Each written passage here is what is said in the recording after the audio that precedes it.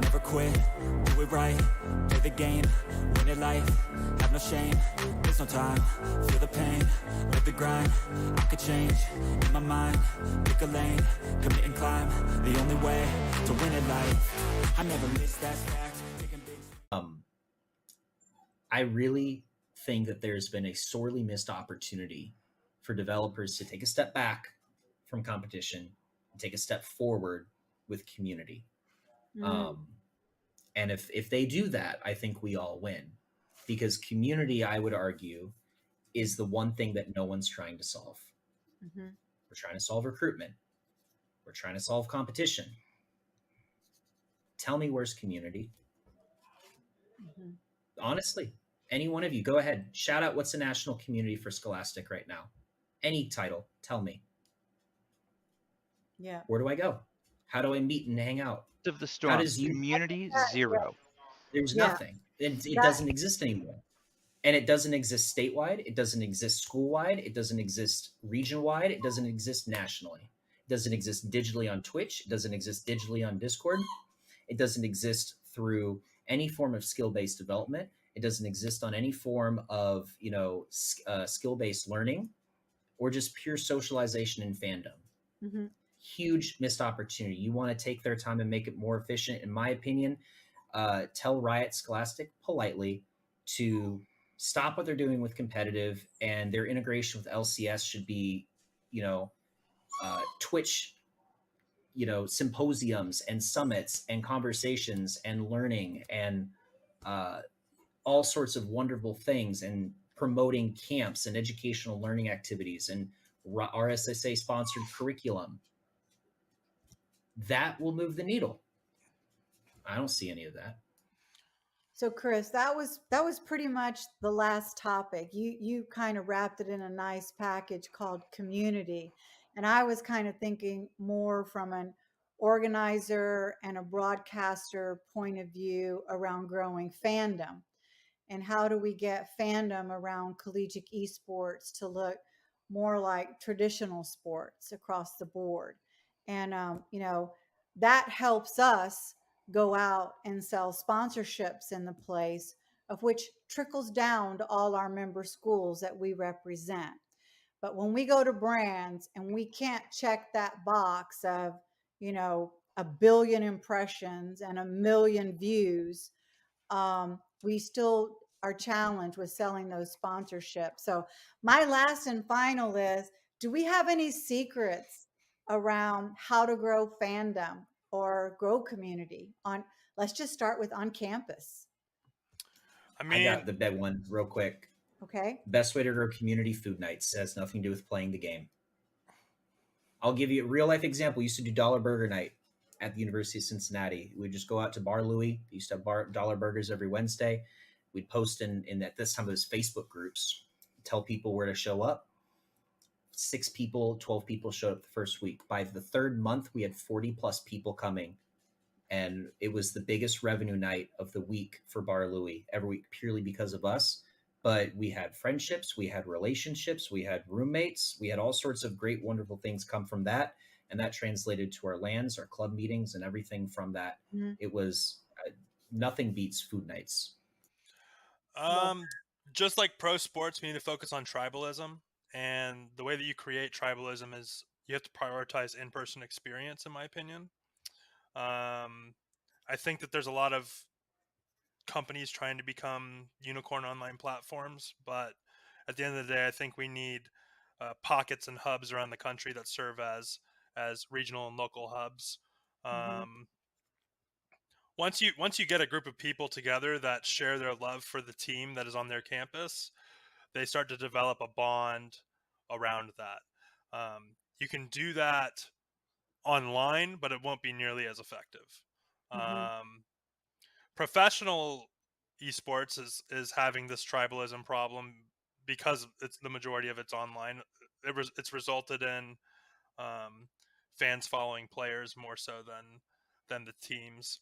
I mean, that's a pretty broad topic, though. Like, we're starting to see those trends in traditional sports as well start to occur.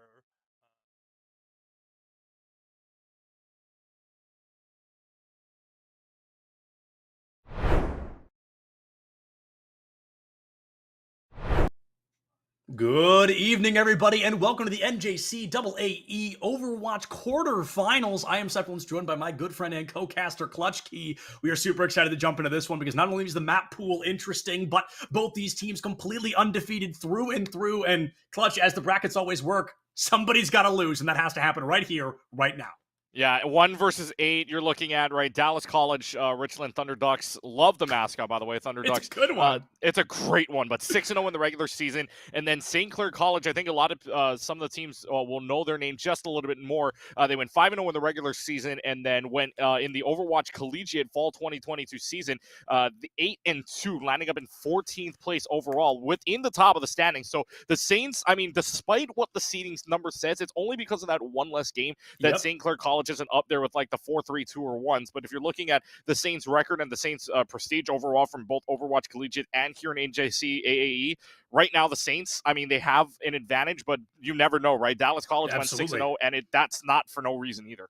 Yeah, you don't go 6-0 on accident, right? Like, these are two high-caliber teams. Nobody's lost a series so far, but somebody has to do so today. I believe this will be their first time playing in NJCAAE in the current patch, the current meta that we are in. So I suspect to see a lot of Doomfist coming out the gate early on. Sojourn possibly still. The only real DPS that feels set in stone is, of course, that Reaper guy, and we love that Reaper guy. So maybe we see him once again. But Lijiang Tower, one of my favorite maps in the game. As a Junkrat player, of course, it makes a lot of sense. But another reason I love this as a caster, as a spectator, is you can really play almost any character in the game on Lijiang Tower, and it doesn't feel like a throw pick.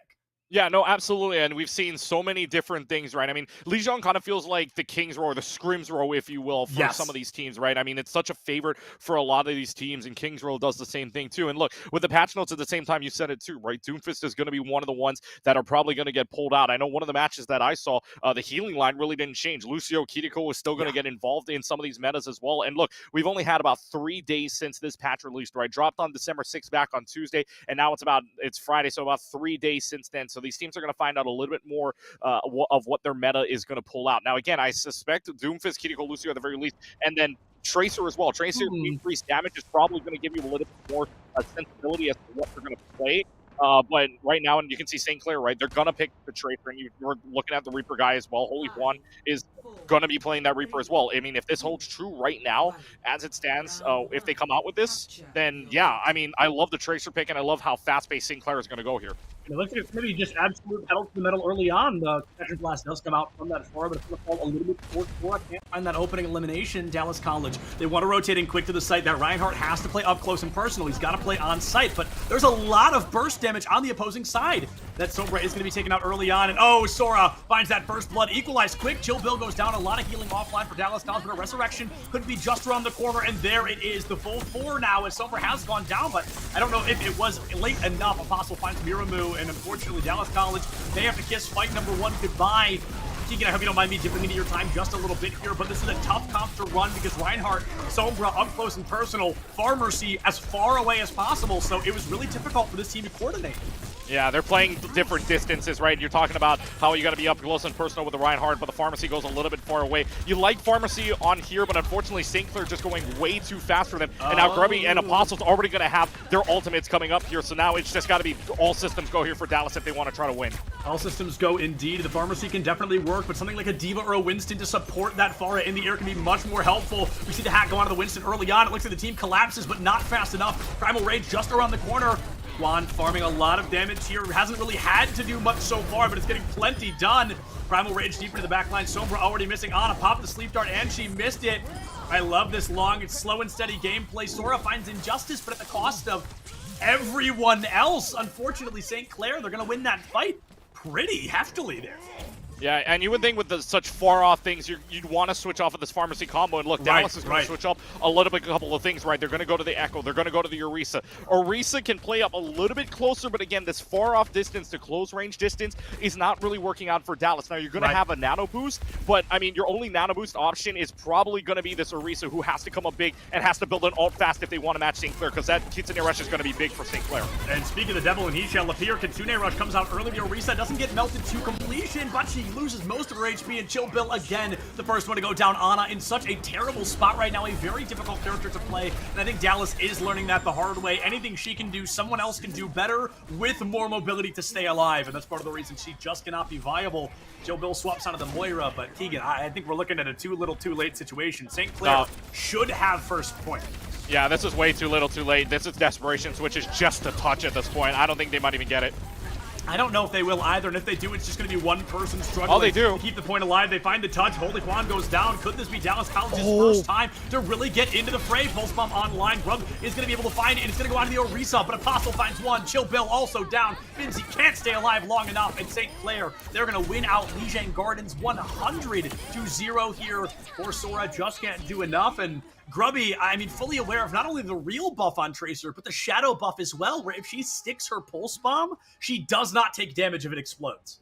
Yeah, and you also got to point out, too, here with the patch notes as well, while they took out the movement speed that you get off of an elimination, you also get an increased reload speed as well. So Tracer just becomes that much more important, especially in a fast composition like St. Clair's playing. They're basically playing the Overwatch 2 version of what I would say is a dive composition, right? Yeah. You've got that Reaper just going right in. Same thing with the Tracer and the Winston as well. And all you got to do is boost up with a Kitsune Rush or as well as a Lucio in any which way or form. St. Clair's playing this dive perfectly. Now, what Dallas has to do is try to respond to the dive, maybe playing their dive of their own, or in Dallas's case, maybe even going Reaper on their own to try to cancel it out. Again, I'm not too sure about this Mercy pick. Yes, Mercy is a popular pick for some people, but I'm not too sure this is working out right now because the Kiriko Lucio just shows that much healing is just too powerful for Dallas to overcome right now. Yeah, absolutely, and a huge part of the reason Mercy gets any value is those resurrections, which are being completely voided every single time. If the resurrection does come out, Miramu gives their life for it, and then it was essentially worthless to begin with. Already Apostle finds Vinci.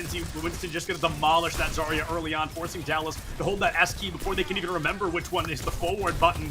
Apostle goes deep into the back line, trying to catch up the Sojourn, but now you've got to be careful because if the Sojourn can get value, that's where things can get scary. Both players going to try to make it out. I don't think either of them going to be successful. Sojourn slides away, and St. Clair with a dominant first fight win.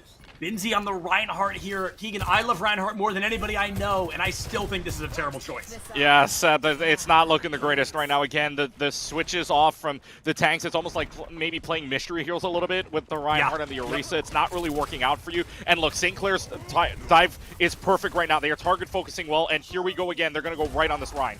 And it feels like we're trying to see comfort picks, but they can't figure out what's comfortable. They just keep swapping. They keep rotating. And I gotta say, I'm not sure the tank is necessarily the problem right now. It's the survivability that has proven to be difficult for the side of Dallas College. And maybe that does go back to that support line. Maybe that does go back to getting off Moira, getting onto Moira from Mercy. Gonna swap onto the Cassidy. I think that's a great pick as well. Gonna make it a little harder for Grubby to get value. Dallas College, it feels like they're throwing everything at the wall, and they just cannot figure out what they need to do to make it stick.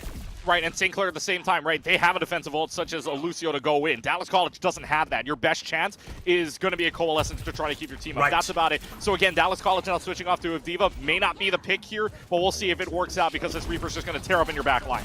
Reaper in the back line almost has that Beyblade online. Grubby, a great example of how important the Pulse Bomb can be. Binti losing a majority of their health, and Miramu, the first one to get sent back to the spawn room. Oh, nobody to eat it, and holy Quad is hungry. A 5K Death Blossom play of the game guaranteed, and possibly the last power play we see here on Lijiang Tower. Hits the emote, hits the voice line, and is feeling mighty good about St. Clair's chances here in the rest of the series. Only 30 seconds left for Dallas College to do something. Yeah, you notice when Binzi gets out of mech, it's Holy Juan just pops it right out, right? You don't have a defense matrix to defend against it. And look, again, Dallas College, no defensive ult whatsoever to defend against that either. So right now, in desperation situation, they have everything going for them for the Saints, though. Everything on the table for the Saints. 3 ultimates come out early in an attempt to counter out anything Dallas College can bring to the table, but perhaps this was an overextension. They want to win out this final fight, but if they lose somebody first, that could be the end of it. However, Apostle in the Primal Rage doesn't find 1, doesn't find 2, doesn't find 3, but finds 4 of the 5 standing members of Dallas College. Winton Overwatch dominates the final fight, and St. Clair just absolutely wreaks havoc on Lijiang Tower. Yeah, and I mean, like we said at the beginning of the stream right here, St. Clair kind of, you know, the seeding is not relevant here when you've got 2 teams that are undefeated, but St. Clair being 8-2 in the Overwatch Collegiate, we've seen them pop off, and they have popped off immensely here, and playing the game doesn't go to Holy Juan. It goes to Apostle because of the environmental kills that happened.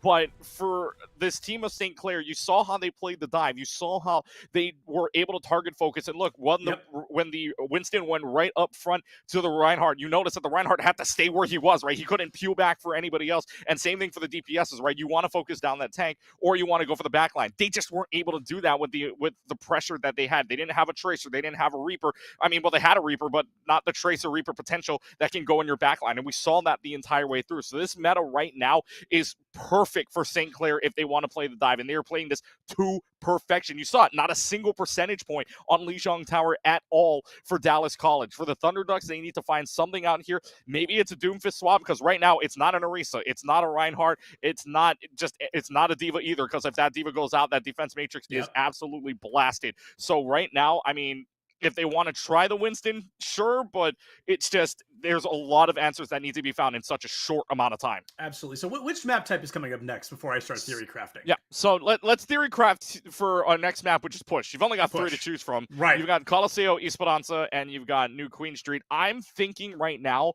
if you're going for maybe fan favorite, you're not maybe picking Esperanza for right now, but if you're Dallas College, you're kind of thinking maybe less dive E maps. So maybe you're thinking Coliseo with a lot more long sight lines, or it just might be that for right now. We'll see. Again, it is Dallas College's. I mean, it's Dallas College's pick. So we'll see if that is the case.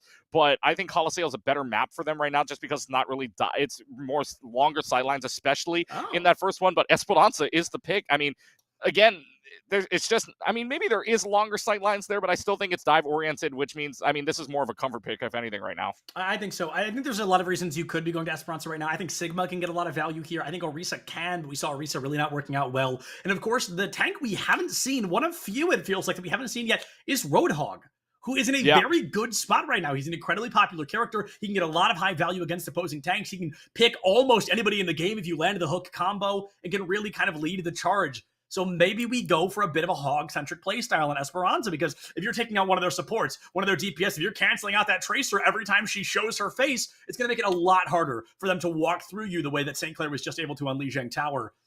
This is fascinating. There's a lot of things that can be done. Esperanza, one of the newest maps in the game. The meta here was set in stone, but as the newest patches come out, we're not so sure. So I suspect Kiriko Lucio, yes. Sojourn, probably. The other DPS, currently kind of up in the air, but the tank is the thing that is truly up in the air. You can play seemingly anything right now if you can do it well. Right now, it's not about the Thunderducks playing it well. It's about the Thunderducks figuring out how to stop Apostle, because that was just the Apostle show on Lijiang seemingly the entire time. Get him out of the fight, remove him from the fray, and then try to take the rest of it. But as we see that hog lock in once again, the Ryan lock in once again, I'm worried about it. However, one of my favorites is on the screen right now, and I think she can get a lot of value for Dallas if they do this correctly.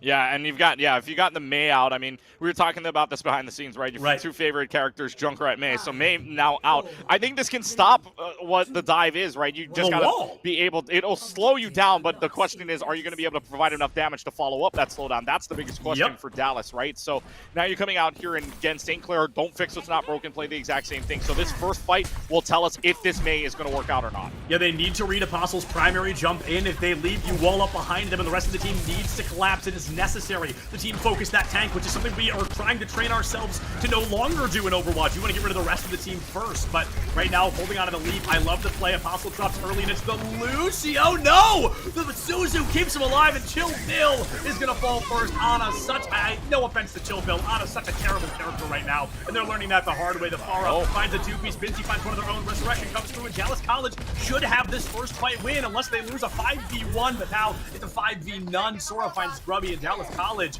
they do win it out. The ult charge in the lead. They've got an insane potential here. Yeah, and what you didn't notice in the background was Grubby on that Tracer wasn't able to get it close, so they decided Grubby's going to push the bot instead. Unfortunately, what that means is you're playing a 5v4, and now Dallas is going to take the lead on you. So yes, this Mei is working for you, and keep it going if you're Dallas College. Yeah, keep the Mei running here, and I love the utilization of the walls, because it turns out, Apostle's holding the leaps to make sure they don't get walled in. Soldier doesn't have an ability like that. Lucio's going to struggle to get out of the way in time. So utilizing these walls to split the team is the primary focus. Now, you lose your support early on. Miramu goes down, and it looks like the Lucio may not be far behind St. Clair, but Lindsay gets focused out, gets fully folded, and 24 meters, I mean, Keegan, that's almost nothing. Yeah, that's basically nothing. That was such a good defensive hold from St. Clair, and then they're going to push it right back to the lead. Grubby onto this soldier now is just going to make such a big difference because Grubby is so far back, right, that basically, I mean, now you're trying to shoot down the Faro, so you don't have to worry about that. Right. And then also, you stay far away from Soda, who has that May, and is going to have a Blizzard up too, but he's so far away now that May doesn't even matter on Grubby, so Grubby can just lay back and stay back there and just have a fun time with what they've got. Yeah, and an issue a lot of Mays continuously do is they forget about that right click. No damage fall off. It's a projectile. It can hit, and it can hit strong if you give it the room to. Something a lot of players struggle to remember. Right now, Grubby has been removed from the front. A very confusing Blizzard from Sora, but one that makes a lot of space. They whiff the wall. Ice block not online, and Apostle chases them till the bitter end, removing them from this mortal coil. St. Clair, in a fight that feels like they should have lost, they're going to win it in troves. Apostle going deep for that elimination, but turns out he doesn't need it. First point already capped. Yeah, that Blizzard was a little confusing. You had nobody there to follow him. I mean, that might have been just a miscommunication or maybe a miscue there. I think it was to prevent them from capping, but yeah, but it still wouldn't have mattered. No one's there. Yeah, it's basically useless when no one's back there, right? So now you've got 2 ultimates online for St. Clair, 3 for Dallas College. I mean, if Dallas College is going to win, it needs to be in this fight because they are losing a lot of meters. They're already down 50, but watch this Reaper. Oh no, sneaks into the back line. Wow, I'm honestly shocked that got any value. It feels like he pulled it a little early. The distance was there, but the team actually backpedaled into him, trying to run from the rest of St. Clair. Definitely a play that's going to hurt Dallas College. They've kind of resorted back to this musical heroes situation, and they've got 3 ultimates moving into the fight, and they give up one of them just to completely not even try to get that Earth Shatter out. Keegan backs against the wall. It has barely been 3 minutes, and Dallas College just cannot find the recovery. Oh, not at all. Now Tac Visor's going to get pulled out. This kind of needs to be, they just need to cut away. Good cut away, though, from them to start.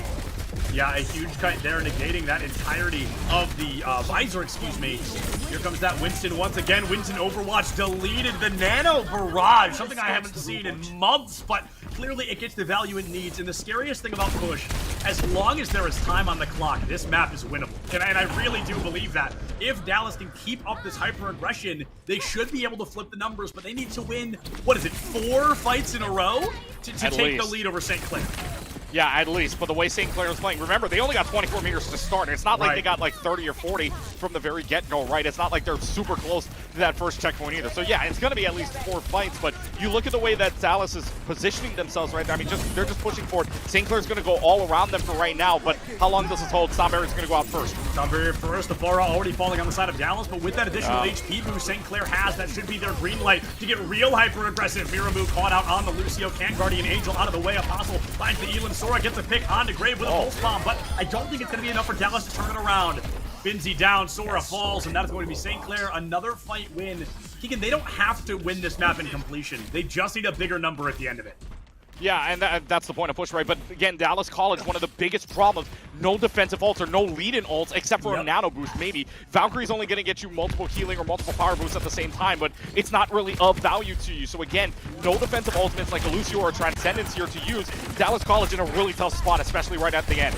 I love the soldier swap here, but I don't know why you're not on the high ground. Being in the front line like this just pulls attention to you and could cost you your life early on. Winston Bubble falls. Apostle desperate to form this Primal Rage, and he should be able to before he goes down. Oh, just barely Sora going to clip his wings early on. The Holy Juan falls just afterwards. Sora does get traded out by Grave, but it may be too late for St. Clair to capitalize. Grubby, that had to be sub 10 HP, but you lived, and that's all that matters. The Resurrection online. Dallas College, they're in the driver's seat. How long can they stay here? Oh, they're pushing it up, but again, this is where they got caught out last time, right? They couldn't kill the entire team, so now they're forced all the way back, and now Dallas College needs to win this. They have the Terror Surge, but no defensive ults either. Just need to get rid of an Immortality Field. Yeah, Terror Surge, a pretty stinky ultimate, a hard one to get eliminations with unless somebody walks right into you, but Death Blossom, a lot easier to find eliminations with. It's just about pressing that Q, holding W, and finding 3 picks just like that. The Holy Juan, I mean, the MVP right now for the side of St. Clair. All 5 of them doing great, but when a fight meets one, Juan gets it done. Yeah, and now, again, Dallas College, Binzi just going to be playing a little bit of Mystery Heroes here. I mean, you switched to Orisa, saw the Reinhardt, now you're going to see the Diva yet again, but if that Diva mech goes out, this is going to be all over for Dallas College, and St. Clair right now needs to come up big. Yo, Grubby, I love it. You got to stop jumping off the high ground, though. I don't know what's up with the soldiers and doing that, but hey, I mean, if it ain't broke, don't fix it. Clearly, St. Clair doesn't need any advice from my little diamond butt, so St. Clair is going to be finding just aggression, power play, moving forward. No ultimates can exist. The soldier pops visor in just a desperate attempt, but St. Clair, they win that one out in completion. A phenomenal job, and now they're only one map away from winning this out 3-0. Yeah, I mean, that was just a good map there from St. Clair to just push right in. And remember, they didn't change anything except for one character, and that was the soldier to push away from what Dallas College was providing. And I think actually Holy Juan got put, that's what I thought. Holy Juan got pushed by Binti into the rest of the team, which gave him the 3K there and the fight win and essentially the map win too. So the most unfortunate part about this was pushing into the rest of the team. But again, for the side of Dallas College, right, they're playing everything that, I mean, you play the pharmacy, sure, again, it's comfort, but it's not meta, right? If you're playing comfort, it might not be the best case option here, especially on the fact that you're letting Holy Juan get all these 3K, 4K, like 2K Death Blossoms, right? If you're letting these Death Blossoms or these DPS ults get value, it's no defensive ult either. Again, we haven't seen a Lucio. We haven't seen Transcendence either. We haven't seen a Zenyatta or a Lucio in any single case, right? And Kiriko Lucio's been the meta for so long because you have that Kitsune Rush and you also have the defensive ult of the Lucio as well. Basically speaking, it is free range for St. Clair to just walk right in and ult out everything. They just can throw out the kitchen sink, they can throw out the house, they can throw out the entire street, and it wouldn't even matter. Dallas College has nothing to respond to it, so that's their number one problem right now. I think, at least for them, they have nothing to engage with or engage after the fact that they use ultimates. For St. Clair right now, they're playing the meta perfectly. I don't know what else you want them to do at this point.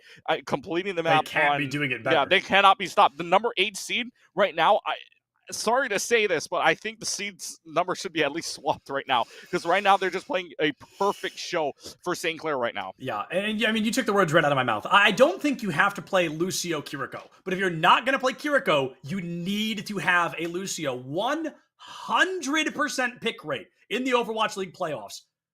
Those are the best players in the whole world. Clearly, they're doing it for a reason. Clearly, there's some importance behind it. I don't think Kiriko is a must pick. Do I think she's great? Do I think she's meta? Yes. Do I think you have to play her to succeed? No. Lucio, however, I mean, he's good. He's clearly good. The speed boost is unmatched, unparalleled, an ability that very few characters in the game can mimic, and none of them being supports except for the Kitsune Rush itself. That's why you pair them together, because, little fun fact, speed boost and Kitsune Rush do stack. Up to 70% additional speed they do stack. And of course, that's no longer achievable because it was bumped down to 30% with Kitsune Rush. But my point stands, Keegan. If you're not going to play Lucio, at least play Zen. You need a defensive ultimate right now because this Reaper is just farming a highlight reel. Yeah, and I want to point out too, right? You look at all the patch notes that have gone out, and there have been only 3 characters that got to change. Ana, Kiriko, and Mercy are the only 3 supports that got to change, which means Lucio didn't get a change. Mercy didn't really get Zenyatta, a change. Let's be honest. Okay, let's be honest. For the battle Mercies out there, let's be honest here. And I can see our observer. I'm in studio with our observer, Cole Scoots. He's raising his hands up like, yes, battle Mercies for the win, but not really working out right now in this case, but still, I mean, there's only 3 that supports that got changed, right? Yeah. But Lucio and Zenyatta, Lucio, again, you said it, 100% pick rate in the pro leagues, right? Only character to ever do that outside of Goats. Right, and then Kiriko at the same time too, right? Even if Kiriko got changed with the Kitsune Rush, still meta picks as well. If you don't get a defensive ult in this meta right now, it is looking pretty dire for your situation. So now the next map up is Hybrid. I'm assuming Kings. Yeah, well, what else could it be? I mean, it's going to be let's be Scrimshaw, honest, unless the Thunder Ducks want to run Rhine. I would go Kings. They keep trying to force the Rhine. Right. If they keep trying to force Rhine, then yeah, I mean, it would the pick would be Kings Row. But again, your risk is that every single team likes this map. Every single team will pick this map. So if you have a second map pick, here's where the advice kicks in, where if you have a second or a third map you like, this is where it could come into play, right? You want to throw them off just a little bit, but if Kings Row is indeed the next pick, it's not looking the greatest here because, again, everybody plays that map, and it's the best map. Unfortunately, right? You said it. It's the best map to force Rein if you want to play this Reinhardt character. So we'll see what it comes up here in a little while as they try to pick sides or if they try to pick the map. But St. Clair needing the big reverse sweep here. Yeah, with the Thunder Ducks, with the composition they've been bringing out pretty consistently, they wanted to play Mei, they wanted to play Rein. Both those things can work really well on King's Row, which we just got confirmation that is where we're headed. I would love to see, and I know we're just going to think because Septilence likes playing them, he wants to see them. If they go Rein, Mei, Junk right now with a Lucio Kiriko, that is almost an unparalleled level of spam damage. That would make it so unbelievably difficult for this Tracer to sneak into the backline, for this Reaper to appear with ever having to not rake right back out of the fight. I mean, it's all about clipping these DPS early, because if you get rid of that damage, it makes it harder for the tank to engage. It removes Apostles over aggression, holding their W key. The supports constantly have to kind of keep people up and running. They can't do their own damage as much. There is a flowchart right now. All of it revolves around having a defensive ultimate on the side of the Thunder Ducks. That is the number one just glaring issue right now, is they have not been able to counteract the DPS ultimates. If they could do that, I genuinely believe they can at least try to flip this series on its head. Yeah, I mean, again, defensive ult changes so many things, and we keep saying this throughout the whole thing. The number one thing I've written down, and I will tell you, the number one thing I've written down is that they do not have a Lucio or a Zenyatta to counter anything possible here coming up. And look, even a if Brig you're at this point. Yeah, I mean, even a Brig, even a Rally, do something here to try to change it up. I mean, you are, like I said, you're playing comfort picks, right? You're playing a pharmacy. You're playing all these things that are quote unquote comfortable, but it's not the best thing in the world, especially what you're going against. And now you got to win 3 straight to win this whole series. I mean, if you're playing comfort, it might work out once in a while, but in the series, it's not going to work. Yeah. It's not working. And it might not work out in the whole thing. So, right, you're right. And with the spam damage, if you play Mei Junkrat, if you play this Rein, if you play Kiriko Lucio, if you have that 5-stack and you're able to spam that damage all the way through, look, the DPSs have no fun whatsoever. The Tracer's going to have to back off a little bit, got to be aware of traps, got to be aware of so slow from Mei as well. So, all in all, right now, there's got to be a lot of answers needing to be found. And look, even a Torbjorn can do something for you. And if Soda's doing this Torbjorn and holding with it, I mean, that's a good thing for you right now, because you're going to be able to stop a potential Tracer. But if St. Clair holds what they've got, then I know it's probably bait at this point. They're probably going to switch off to, honestly, to greater pastures here. I'm not sure. But yeah, let's not focus on it too much. But that is a composition I've seen run. That's a composition I have run on this map before. It can make a lot of sense here. Dallas College accidentally running a composition that would counter St. Clair's pretty well. I mean, the Diva to eat the Bastion bullets, the Flame Strikes from Reinhardt, and then the Torb to do a really good job kind of reading the teleports, helping the team get a little information. That Mercy is still standing. They're at least going to try the Kiriko again. They're going to try to rock with the Suzu. The composition from St. Clair comes out early. I assume a TP either right on top of Mandata or onto the high ground. They look through the teleport. Our Observer's going to try to lock on it, and there it is. Jumps right onto the high ground as predicted. There it is. The Diva perfectly counters Bastion early on, and that's a great opening for Dallas College to at least try and win this first fight. Yeah, and no rests either, which means now they have to kind of back off entirely, and they're not going to switch off from this either. Grubby's going to stay on the Bastion. It still works. Pretty interesting. I mean, it still works, true. I mean, Bastion got a big change, right, from Overwatch 1 to Overwatch 2, but now look, Injustice is so caught out, and they're just going to trap both of the supports in here. I mean, this is a great stagger if you can kill them. That's a big if, unfortunately. Yeah, it's going to be a bit of a messy cleanup there. Grubby already critical HP in Hotel. The Rein Shield has to come out early. Apostle wants to play the Reinhardt again. King's Row belongs to Reinhardt. We see him all the time, but with the perfect Diva counter on the opposing side, it becomes a lot harder. Oh, nobody looked at the Brig. She stays alive the entire time, and she finds the stun. Diva gets murked, and that is going to be possibly a fight win for St. Clair here. I love the aggression from Grave. They know they can just continue walking in. There's not a lot of consistent damage on the side of Dallas College right now. Miramu falls. A huge stagger, but with only one person on the cart, or on the point, excuse me, it's not as staggering as maybe it should have been. Sora rocking the silly. Yep, rocking one of your favorite characters. We saw a clip before this too, but I mean, look, they get kills, sure, but it's not even going to matter at this point. And now Dallas, the fight's already lost, and they've already capped the point. But St. Clair now coming up on a rally, probably going to use that to start off the fight, lead them in. And Apostle with that Earth Shatter going to be big as well. Now for Dallas College to counter it, a Kitsune Rush as well as a Valkyrie, they probably are going to use this simultaneously as well coming up in this next fight. Oh! Apostle gets absolutely nothing with the Earth Shatter. That is a go button if I have ever seen one. Dallas College just completely claim dominance. That bomb should find maybe one, but instead a phenomenal shield from Brave keeps all three alive and a lot of natural cover as well. Keeps the team up and running. It zones out, but I don't think Dallas has taken enough space. Now Apostle gets right back into the forefront, deals a lot of damage out the gate. Rally online, I suspect to see in a moment. TP into the back line. Grave catches a railgun, but the rally keeps them up and running. Sora can't find anything with that Riptire, and Justice takes them down early in the rally, keeping all 5 members of St. Clair up and running. Dallas College throwing everything out with the kitchen sink, and they can't find a darn thing. Instead, Miramu gonna go down. Chill Bill missing, and St. Clair winning a fight with absolute dominance. 3 ultimates used there for Dallas and nothing. 3 ultimates used there and nothing for Dallas, and St. Clair had to pop 2 support ults. Even then, still nothing for Dallas on 2 DPS ults and a Valkyrie at the same time. That's just gotta hurt if you're Dallas right now. So now they're gonna play the Reaper character. I think this might be one of the first times we see the Reaper character on Dallas' side. I could be wrong. Well, it's because of a character swap, actually. It's because of a player swap. No Sun has been swapped in on the DPS. Yeah, so no Sun's a DPS. Binzi tank subbed out. Erica now on the DPS side, or on the tank side from DPS. So subs could work out here if this Kitchener Rush works out as well. Ooh, I love the Photon Barrier from Juan. Sticking out of the Symmetra is an insanely risky choice, but one that clearly works out well. The Photon buys them enough time to get into the fight. Miramu Guardian Angels into St. Clair's roster, and there's no way you're making it out of that one. 5 minutes on the clock. Sora gets one for the books, but couldn't find 4 more. This is just St. Clair unparalleled dominance. Yeah, St. Clair, I mean, Grubby and Holy Juan just going burr right now. I mean, yeah, they're just seriously melting everything down. And again, Erica on the Diva, it makes sense against the Bastion. Unfortunately, Holy Juan's beam can go through that defense matrix. Yep. So right now, I mean, this is I'm already calling it desperation mode here for Dallas to try to defend this. Yeah, and I think you're totally right. This really does feel like a bit of desperation. No Sun gets that Bastion down early. That's a huge opener, but Chill Bill catches out a Shatter. Sora on the wrong side of that hammer as well, and Apostle back against the wall, but the team is there to help them out. The charge into DMAC. Apostle just having a field day in a moment where I really feel like he should have gone down. Unfortunately, Dallas College couldn't get the damage out compared to the healing from St. Clair, and this might be a 3-something on the clock with a full cap. Yeah, and again, Dallas College switches off to a Lucio now. Yeah, another rally comes up so fast. Look at how far up they're playing. They're touching spawn doors. I mean, this is just, it's such a masterclass from St. Clair right now. This is just a phenomenal showing. Even if the bomb does find something, I think the damage is done. Sora goes down. Juan found 3 out the gate. The other 2 down. 3.5 minutes on the clock right now for St. Clair. 24 seconds less than they started with.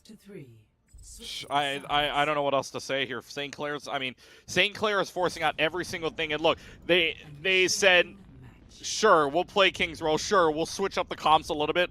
They ran the Symmetra and the Bastion at the very beginning. They lost fight number 1, but they kept plugging at it, right? They kept chugging at it. And the very next fight, the Symmetra and the Bastion pop off, and they were able to just waltz right in. And look, they didn't lose a fight for the rest of the map. Maybe 1, but they didn't really lose much of anything the rest of the way. 3:36 is still an impressive time bank, folks. That is, again, like you said, 24 seconds under your standard time bank. So now for Dallas College to match, they got to play almost perfectly here if they want to get more time than what St. Clair has. And now they're starting to realize, and right at the end too, I mean, maybe that Lucio swap was to touch, but I mean, again, if Dallas holds what they have for another map, no defensive ults to play with, and that was St. Clair's possibility, right? You had the rally, you had the sound barrier to go in, 2 defensive ults that were mainly played offensively, and you can do that when they don't have a defensive ult on Dallas's side. So now Dallas is going to try to dive in a little bit more with the Winston, a little bit more with the Tracer, but yet again, nothing to help them out defensively. And if this Whittle finds a shot, it'll be a clip. Oh, absolutely. I mean, St. Clair definitely feeling pretty confident. They're going to bring out the Widowmaker early. Going to miss the headshot, though, and Echo sneaks out of spawn, leaving the Mercy behind. Back on the Ana, I'm not huge on that. The Mercy, I still dislike as well. Dallas College doing a lot of things I don't agree with, and I'm afraid it's going to cost them the map here, Keegan. Chill Bill finds the Elim, or gets eliminated early on. Miramu not far behind, and Dallas already has to give fight number 1 to St. Clair. On the bright side, it was a fast fight, a huge pick onto Apostle, so maybe if they regroup fast enough, they can recontest and try to take first point. Yeah, I mean, that spawn room's a little far back as well, and Apostle's not on a Winston either, so you can't come back any faster for right now. So Dallas College, you got to rush this. As soon as you get out of spawn, you got to go already, because now this Lucio is stuck all the way in the back line. Low health, has to back up. You got to go. Oh, my gosh. No words. No words. That was just Nobody looks into Lucio. He flies through point, gets 3 picks, and Dallas College just fumbling for an answer right now. Something tells me that they are not going to find one anytime soon unless we see some serious character swaps and a serious increase in team communication and coordination, because that all goes back to shot calling. Nobody looked at that Lucio. Yeah, what's frustrating is I don't think you needed to either. I mean, if you wanted to target focus him down, sure. But the Lucio was all the way in your spawn. If you had went fast enough, like, if you just went through him, he has to back up all the way to the rest of the team, and that's your window to go in. There was just nothing going for him anyway, so now Dallas on the back end, St. Clair Apostle has an Earth Shatter. Won't use it, though. Yeah, won't get the chance to use it. Now Holy Juan down as well. Dallas College, here's Injustice living in their spawn. The Genji desperate to make it out of there. It looks like he should be able to. Grave has to fade into the back line towards that spawn once again, trying to get regrouped with the rest of the squadron. And Grubby goes down, an incredible stagger out late. Coalescence about to be online, though they could pop it for a recontest scenario. Shatter finds a couple, but I'm not sure it's enough, to be honest. Apostle taking a lot of damage. Coalescence keeping the team up and running, and Grave uncontested finds a 2-piece, looking to make it 3 with the help of Apostle. St. Clair back into the fray, and that is what separates the good teams from the great teams, the ability to recontest without all 5 members present. You remember when you said Apostle, that Earth Shatter, I don't know if it's enough. It was enough, because remember, Grave escaped and had a Coalescence. Yep. There's your money winner right there. And so now Dallas College has 2 ults. Got to get a Nano Blade off, because they do not have a sound barrier. If they want to build a Nano Blade, it's got to be now to even have a chance to win this fight. I mean, I currently have no words for St. Clair. They're doing everything right. It has been nothing short of a masterclass from this team. Just elimination after elimination, play after play, and the target focus unparalleled. St. Clair playing touch the spawn door right now as they get to just walk forward, hold that W key, and keep dominating Dallas College, who has coming up on 4 ultimates, 76 seconds left. This upcoming fight, most likely the last, where they really have a full odds chance of walking away with a win on it. Well, it's 4 ults to 4 ults. Now it's just a matter of who's using ults better. 4v3 now, so Dallas College has advantage here. Nano boost, but here comes an EMP probably here within the next 5 seconds. I think you are wholeheartedly correct on that one. The EMP should be just around the corner, and it finds all 5 members of Dallas. Primal Rage nowhere in sight. Nano Blade not going to be found either, as Chill cannot get the Nano out in time. 45 seconds. At least it was a quick fight win. Now you just block out the Shatter, and you should be able to take this. But, Keegan, that might be the biggest should I've ever said on broadcast. Yeah, should with capital letters, with bold letters, whatever you want to put it as. Right now, Dallas College, no sound barrier, no defensive ults either. Nano boost needs to happen now, and it needs to be quick. Nano comes out onto the Winston. The Genji doesn't pull Blade. 26 seconds left. They look for a back cap. They can't find it, and Winston Overwatch barely gets much done with that. Pulls out the Primal. That'll be great to recontest for the rest of the team to arrive. But he's out there by himself, hacked into the corner as well. Erica not going to be able to find it. Poor Winston Overwatch. Wow, 30 HP. Somehow makes it out, but I think we're going to have to call this one. Yeah, it's not looking good here. That play's not even going to matter. He doesn't even touch. Doesn't touch. The Coalescence finds him. Here comes a Shatter. Just insult to injury on that one. And St. Clair with probably the most dominant series I have seen, possibly in Collegiate Overwatch 2. That was just, I mean, St. Clair having a field day through and through. Yeah, and I mean, overtime clock is going to run out, and it's going to be St. Clair that advances on into the semifinals. And look, I mean, well done by St. Clair. You kept saying the word masterclass the entire way through. There's another word for it. I mean, in a sweep like this, perfection. Flawless. The way they played was absolutely perfect.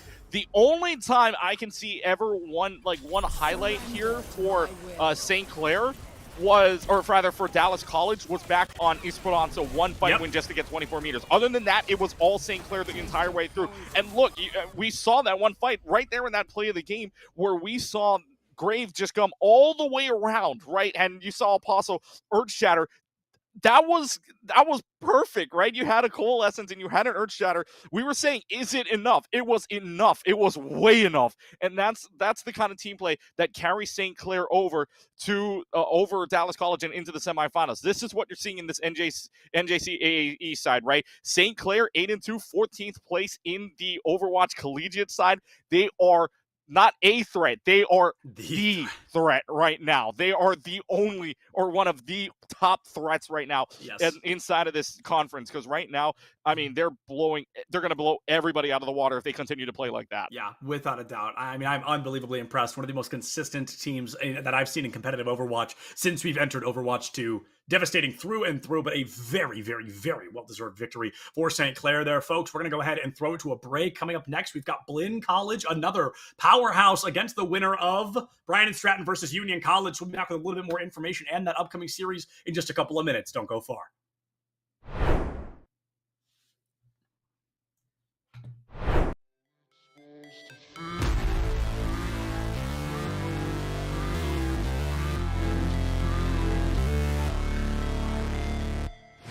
Never break, always fight, never quit, do it right, play the game, win it life, have no shame, there's no time, feel the pain, live the grind, I could change, in my mind, pick a lane, commit and climb, the only way to win it life, I never miss that stack, taking big. That's so cute. UCF, and it's really cute. So I'm gonna move down here. How do we feel? The odds for UCF? What are we thinking? They got it. No, we got this. We got it. Go Knights, charge on. 100%. My friend Nick is behind you. He's gonna record it. Don't look at him. You'll ruin the shot. Don't look at him. Don't look at him. Come on. Oh, let's go! Let's go!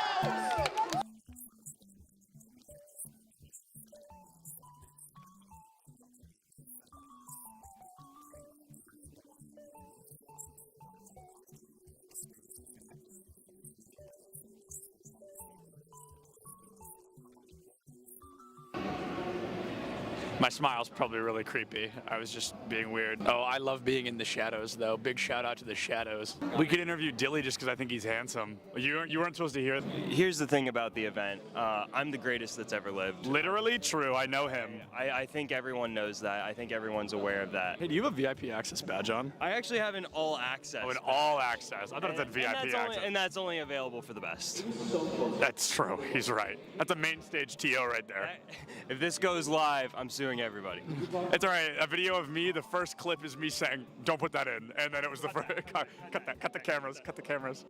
Oh, you're recording already? Great. So this is this is Bay State versus UCF. I believe something that we saw yesterday on day one of the tournament, but instead we're going to have that run back here. I think they're fighting for a spot in Grand Finals. Anarchy, one of the best Greninja players in the United States, currently struggling against a Terry. Terry notorious for that DLC privilege, being a very strong character with some very strong abilities. Greninja, not so much, considered one of the weaker characters in the game. A Falco player, one of the best in the United States, and he just got spiked by a Terry. Same Terry that took out Anarchy literally minutes ago. UCF still up by 2 stocks. This guy is looking to rip this team apart single-handedly. That is, I mean, nuts, to say the very least. Absolutely absurd. That was a disgusting spike. I cannot believe that happened. Will you hold the microphone so I can sign this? Sorry. For context, he's got a fan. He's actually signing something. He's so excited. What was it like to not hear my voice for 2 minutes? For 30 seconds, maybe. What was it like? Probably bliss. I was signing a mouse pad, which is really cool. I've never done that before. Nobody's ever asked me for a signature, so I'm going to start blushing, but I'm really excited about that. And then he wants a picture. Can you take a picture of us? I said, is it bad? She went, no. I'm going to go ahead and take that as a yes. Turns out I can't tie a tie sitting down. What do you think is the appropriate face-to-screen ratio for a Valorant player? Face to screen, like how close I sit? Yeah, like how close should a player sit? Personally, I play really, really close. I think it depends on your eyesight, but for me, I like playing close because it helps me focus on my crosshair. Is the value of sitting close, the crosshair being the only thing in your line of sight? Yeah, that's pretty much the main benefit of it. It's so funny how close some of these guys sit. Oh my goodness. What do you think is the healthy face-to-screen distance for a Valorant player? I think it's all kind of personal preference. I guess I would consider myself like pretty close when I play because I like to like zone in on my crosshair. It is the second person to say that. It's all about the crosshair. And then what's up with the horizontal keyboard? I don't know. Like it just kind of fits like the form when I'm close to monitor. Like I don't know. It might sound cringy, but I like to like be one with my gun. You know? No, bro. I feel it. Absolutely.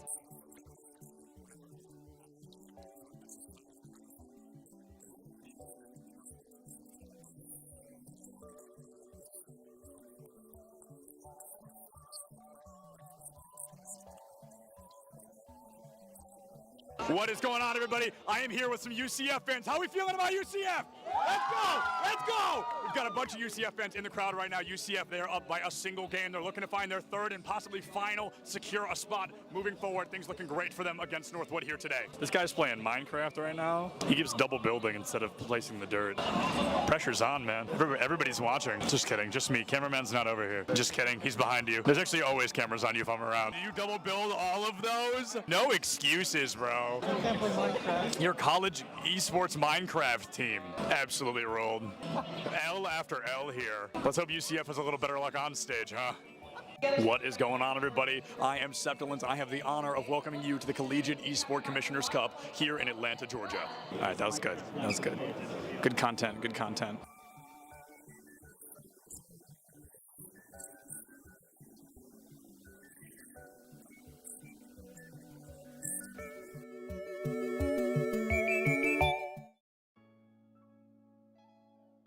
Hello, hello, hello. Happy New Year's, everyone, and welcome back to the ECAAE Esports channel. As always, my name is Kyler Tando, and I once again have the privilege of introducing you all to some of the best collegiate esports plays. Now, I know when we left off last year, I teased a little bit about some big news on the horizon, but that news is finally ready to break. Now, this year, in partnership with CSMG and their newly launched Esports U network, we will now be able to bring you guys double the amount of ECAAE matches. So, with double the matches comes double the highlights. And with that said, I mean, obviously, right, do the math here. It means that we get to take this series of videos to a weekly top 8 instead of just the top 4 like we did in the past. But anyways, that's enough out of me. I'm sure you guys are ready for some hype plays and crazy moments. So without further ado, here you go. In our season opening clip, we have Ghost and Nox with a devastating 1-2 combo that just breaks SLU at the knees. Or is it boosters? Can't fall through. Nice bounce, but a nice goal! Right past the defender. Ox makes it look easy. I'm so surprised because I couldn't. At number 7, Rawfam pounds his chest and decrees that he is the strongest in the jungle with this sick 3K to flip the point. The arms and keeps everyone alive through that. Amplification Matrix came through, but we didn't get the same benefit that we saw last time with the Amplified Fire Strike. Instead is Angry Monkey time from a fan with a 3K. Call that the Primal Blade. As our first Smash play of the year, it's the clean 9 stock from Hydra to lock down New Jersey City's 2-0 win against Husson. As they go for that kill confirm again, it's not going to connect this time, but there it is, just waiting on the platform for the spike. NJCAAE cleaning up in their signature style, Hydra leading the charge all the way home. Next up, it's every shorty player's dream, and what's going to be a nightmare for University at Albany. Up close and personal. This is the one player who's got a chance with his read. What about timing here? So step forward now into the angle. Certainly good for one. Yikes. There's the one. No one's reswung. He's reloaded. This never happens to a shorty player. Nebula's up now as well. In our next clip, who needs teammates when you've got a wall? Grim surely doesn't. Snaps and passes. They tried their best, and that is an open goal. But unfortunately, out the top, it's going to be the header in. Tit for tat. Grim takes it in on their own. Ooh, spicy little double tap right there. You saw him looking for it, but that's not an easy read. Rounding out our top 3, it wouldn't be a highlight video without our first ace of the season. D. Duraco, this one's for you. Enjoy. Cake out GSV. A great shot there. Oh, deep push coming from the back for an ace. Rocco looking for one of their own. There's going to be a 4K already coming through. Now a 2v1. The hard rotate through. And the kill! Ace! Rocco picking up the ace early and securing a true single-player dominance. In our runner-up spot, AZ Tropical has a bunch of things to do in this clip. The SD into... Well, he's got a lot. Just take a look. All right, 2 stocks to 6 for the Fanshawe team. Starting off strong, 45%, 54 uncontested. Let's see what Andy has to offer, because right now he's getting duffed by the Street Fighter. Ooh, very good option coverage with those up tilts, but you're going to get jabbed once, and there's the uppercut right there, sent straight off the top. AZ Tropical now battling it out on Yoshi's story. It's looking kind of tough. And as I was saying, if a character is going to start steamrolling, it's definitely a character with so much crazy zero death potential as we've seen in Kin, because wow, only 19% so far. And this isn't just any character, this is against Fire Mithra. Oh my god! Getting dared right in the face. AZ Tropical only 2 stocks away from tying this entire. And in our #1 spot in the you hate to see it category, what's higher than a high noon? Well, Becomix has the answer.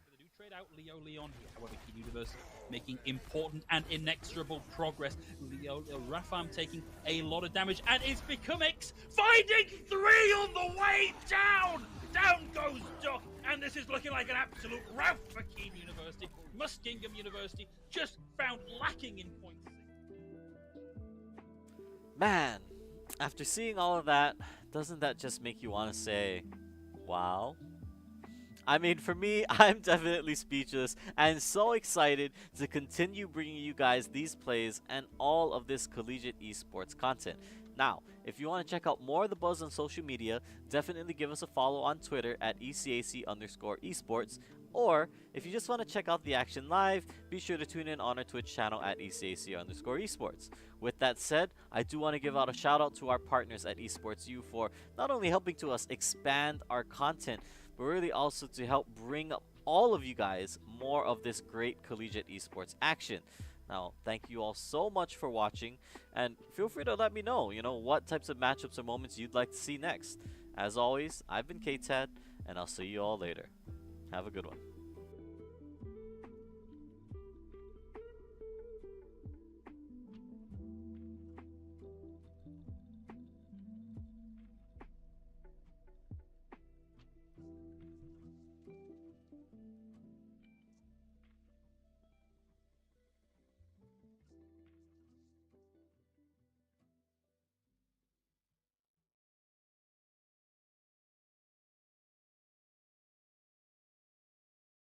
My name is Dusty. I'm 24 years old, and this is my first year at Bay State College and first year towards my bachelor's there. But I've been going to college for a few years now, or several years now. Cool. What are you studying? Right now, I am studying human resource management in Nice. business. Yeah. Do you like Bay State so far? Yes. Yeah. It's been pretty good so far. It's only been 1 quarter, but I like it so far. So. Where are you from? I'm from SoCal. I'm doing it remotely from Southern California. So, what games do you play? What's your main game? My main game is Smash Brothers, and that's what I compete in. So Super Smash Brothers Ultimate. Okay, what character do you like? Wii Fit Trainer is my main character. So, how has it been being part of a collegiate team at Bay State? Have you been on a collegiate team before? I've been on teams before. I don't know if I've been on a collegiate team before. I think this is my first collegiate team, but it is really nice, and the teammates are really supportive, and I've met some cool people, so that's nice. But I definitely do have experience like with teams, so it's nothing like super new, but it's always good to be in a team, have that support. A fresh team. Yeah, that's cool. So, how long have you been playing Smash?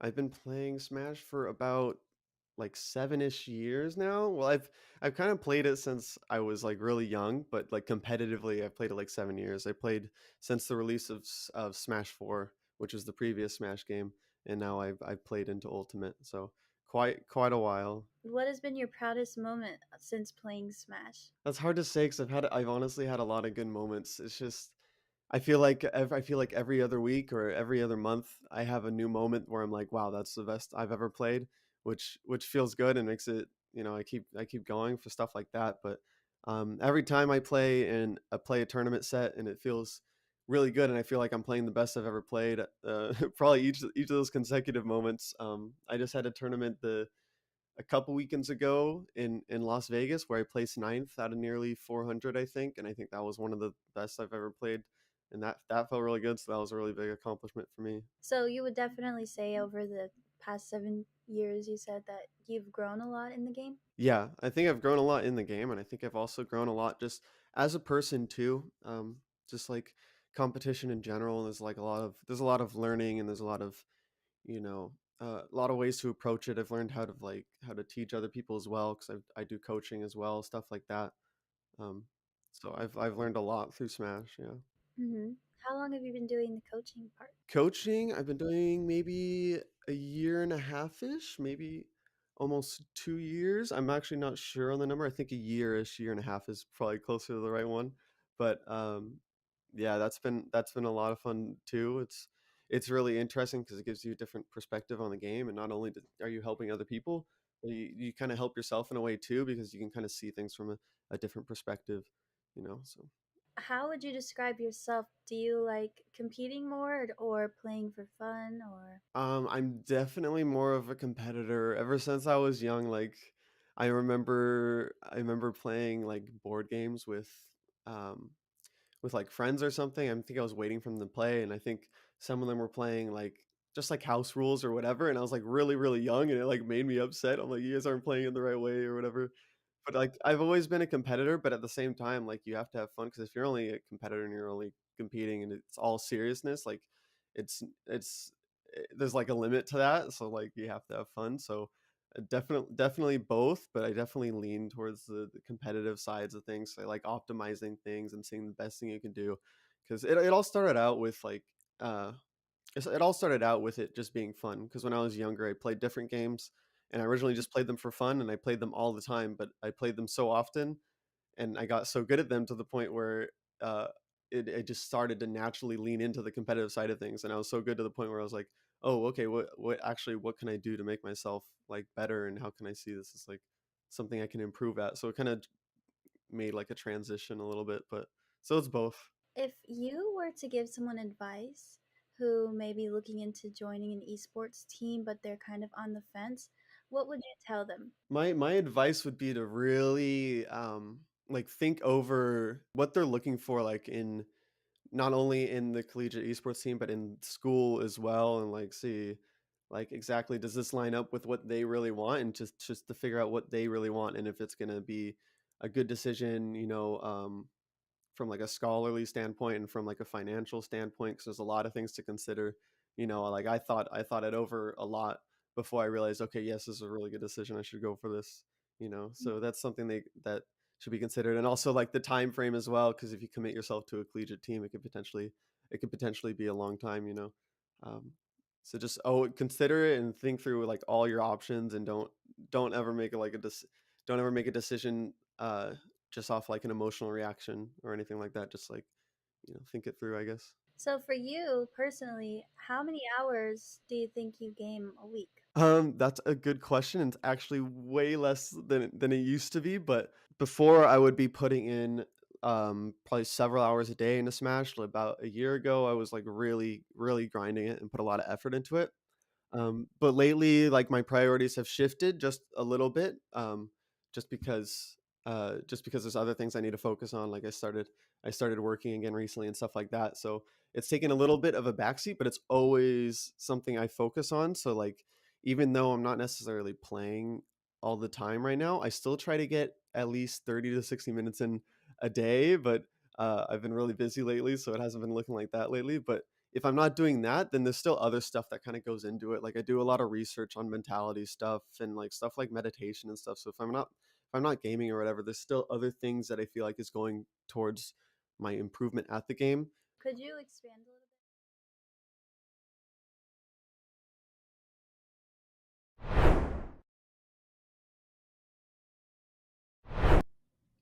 What is going on, everybody, and welcome back to NJCAAE. We're jumping into the quarterfinals now, and I hope you missed us just as much as we missed all of you. Our first series here tonight, unfortunately, incredibly very much dominant, but this one, we're hoping there's going to be a little bit more back and forth and a little bit more general competition. Yeah, a semifinal action, number 2 versus number 3. We saw number 1 versus number 8 earlier, but now it's Blinn taking on Brian and Stratton. So the Buccaneers against the Bobcats. I guess you could say the alliteration, if you will, the going on. Blinn, Buccaneers, Brian, and Stratton, Bobcats. So, but anyways, jokes aside here, both teams 6-0 coming into this matchup in Group 2 and Group 5 respectively. So looks on paper close match. Both teams 12-0 combined, but So again, the last one. on paper, right? You can always say on paper it looks close, but when it comes to what happens in game, we'll find out. Now, in the last one we had from against the Dallas College and St. Clair one, right?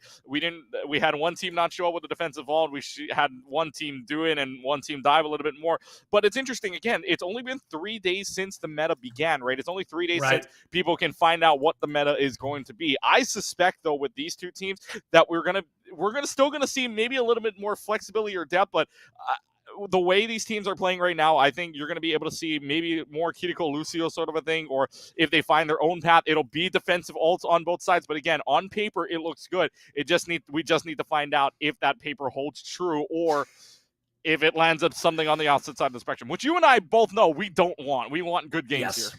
Yeah, absolutely. And I will say, I don't know Brian and Stratton as well. So I initially kind of giving a recency bias to Blinn College. I know they are a very strong team. They're an incredible team. And if they come out with their absolute A game, there's a very good chance they could win this. But, you know, I don't know about Brian and Stratton. It's not like I think they're just going to roll over and lose. They could absolutely come out and really surprise me here with their performance. There's a lot of variables, a lot of things that can change right now. But the one thing that never changes in the world of collegiate Overwatch is that starting map, that control map, Yeah. Lijiang Tower. We're going to run it back. A personal favorite of mine. I can watch it thousands of times and never get sick of it. But going into it, it's going to be all about who can take an early presence, who can take an early dominance, and who can put their best foot forward starting things off. Now, I will want to ask you, as a play-by-play person, nighttime or daytime Lijiang Tower? That's the big thing. You said it's one of your favorite, but what part of the day is your favorite part?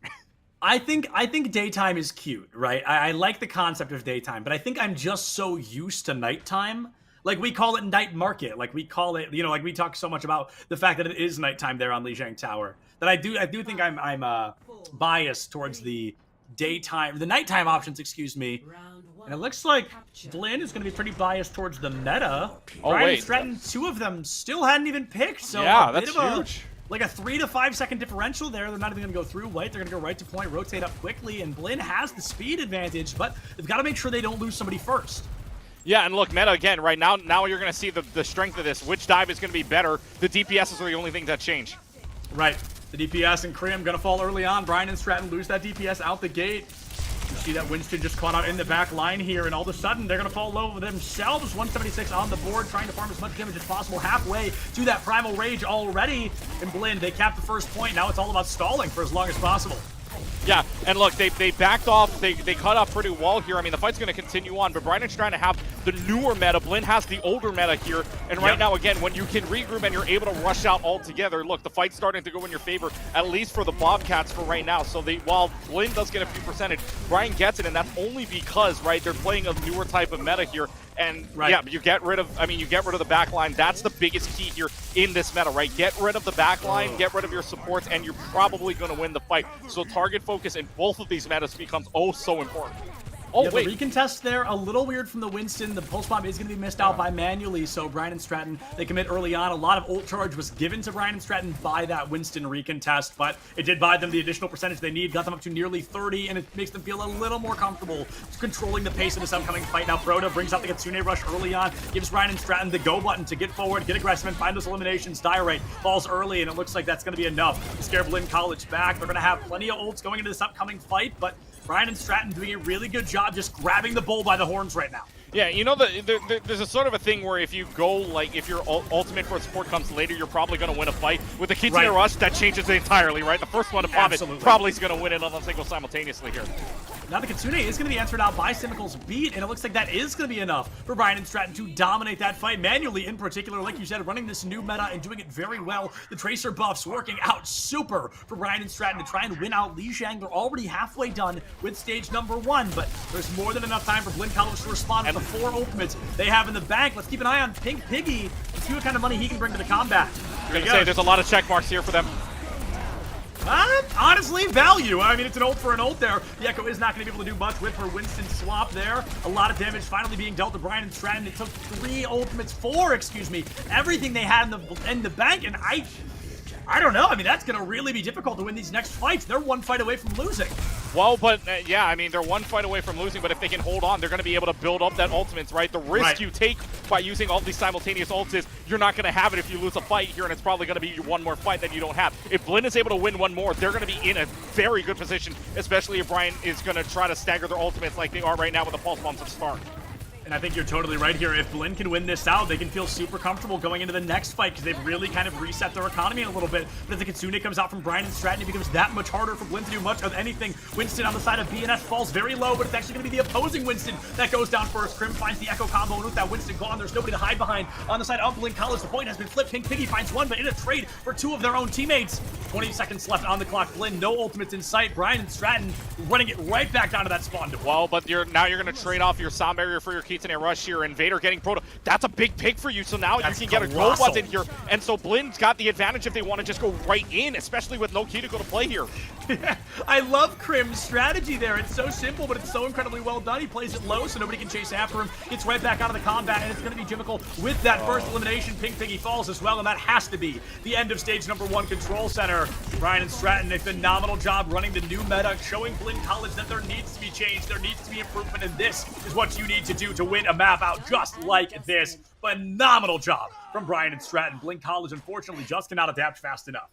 Yeah, and again, we talk about newer meta versus older meta, and right now the newer meta just putting on a show, especially towards the end there in a 159 scenario where, I mean, the way you look at it, right, is that which one got nerfed more? Is it the old meta or the newer meta? And right now it's showing that older meta, right, the Sojourn got nerfed, and it wasn't a full nerf, but it's right, that longer sightline, there is fall-off damage that's worse now, right? So, I mean, even if you're in a smaller area, it's still not working out, and Brian played that perfectly to go right in. And Blinn, like you said, they threw out the whole thing. They threw out, how many kitchen sinks do you think Blinn threw out there with 4 ultimates being used at the same time? Sure, they won the fight, but how many? I mean, they got rid of basically the entire house's inventory of kitchen sinks. So now Blinn has to come in, and now look, they're going to play the Tracer and keep on the Reaper. This is the meta right now, maybe on the exception of the Winston, because I've been seeing a lot of Doomfist here, but now they're basically playing toe-to-toe here with Brian.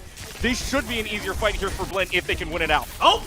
And I don't know about winning it out anymore because College Lone goes down early on, manually flanks into the back line, gets the melee kill, removes the Kiriko Suzu offline as well, so a lot of the damage more permanent against Blinn College. The point hasn't opened up yet, so a quick loss isn't the end of the world. Cyber accidentally falls onto Vader there and finds the E-limit. As the wise man once said, we absolutely take those. Unfortunately, Blinn College cannot take Cyber's life there. They're going to return to the fight early on. The leap gets taken out, the boop, not finding the elimination, and Brian and Stratton with the first point. Cap, Pink Piggy, critical condition, sent back to spawn room in a body bag, and now Blinn College finding themselves just struggling once again. Yeah, and this is the matter of who's more comfortable with the meta, right? You can change the meta if you can change the meta if you want. Who's more comfortable with it right now? And Brian and Stratton on that Echo is going to make things a lot harder, especially when you cannot get up to where the Echo is. Right, the Echo is in the air all the time, so if that Echo just stays up in the air and plays their game, this Echo is going to be so much of a threat. Look, already 60% to an ultimate. Manuel's already got the pulse bomb ready to go. And I think you've hit the nail right on the head here, Clutch. It is exactly nobody can deal with that Echo right now. Winston, Tracer, Reaper, Lucio, and Kiriko. Kiriko's your best chance, and that's a projectile character still.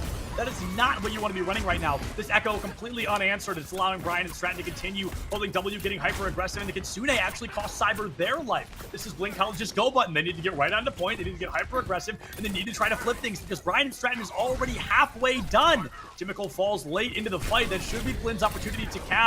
Manually, 25 HP, tries to find the Reaper, can't pick it up. Diorite, a double boop kill to try and make it happen. The Mega keeps Crim up and running there on the bridge.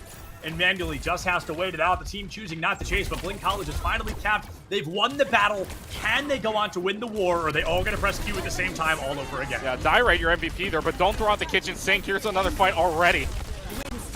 Another fight happens early. Pink Piggy doesn't get the pulse bomb as that Echo laser just undeniably incredibly strong. If you're less than half HP, it's essentially a death sentence against you. The Winston swap again counteracted early on. Winston from the side of Blinn going to be primaling as well. And oh, Clutch, it's happening all over again. 4 ultimates to win a fight. Now, on the bright side, Brian and Stratton, they overplayed their hand a lot as well. So it's about the next fight and how important that's going to be in terms of general success for your team. Yeah, but Blinn threw out 4 there, right? So, I mean, in essence, Blinn threw out the kitchen sink. Meanwhile, Brian threw out the bathroom sink. I mean, it was 4-3 in essence. But now you're coming up on a pulse bomb, and you're coming up with a kitchen rush in a little while for Brian and Stratton. Blinn's coming up on a pulse bomb. If Pink Piggy can land this pulse bomb and get a kill here. And look, they switched on over to the Hog. I mean, this could be big for Brian and Stratton here because if they can find one pick on that hook, it's over. A pick onto literally anybody goes crazy right now, and the Winston isn't even going to be the first to fall. The Pulse Bomb can't take him down early enough. Jimmicle takes out Vader with a great wall ride potential. A stick onto the Roadhog. If he pops the breather, it will keep him up and running, and it certainly does. Off the back of that. Now, luckily enough, Blinn turned it around early, so Brian and Stratton, they're not just one fight away from winning. They don't win this fight and it's over. Blinn's going to have essentially one more real recontest, and then after that, it's going to be chaos incarnate. I think this might be their first lead of the whole thing as well. They didn't get a lead back on Control Center. Now it's the Gardens that they have the lead on, but look, it's touched the spawn room, and now for Blinn, it's changing it up, right? You want to try to counter this Roadhog, so they're thinking the Orisa is going to be the pick. And now a Widowmaker here is a little bit more of an interesting pick to me, especially with Vader switching on over from what the Reaper was. That Reaper counters the Roadhog a little bit as long as you don't get hooked, so I'm kind of surprised at this pick here. Oh no, but they switch back. So anyways, one more fight basically. Here comes the Kitsune Rush.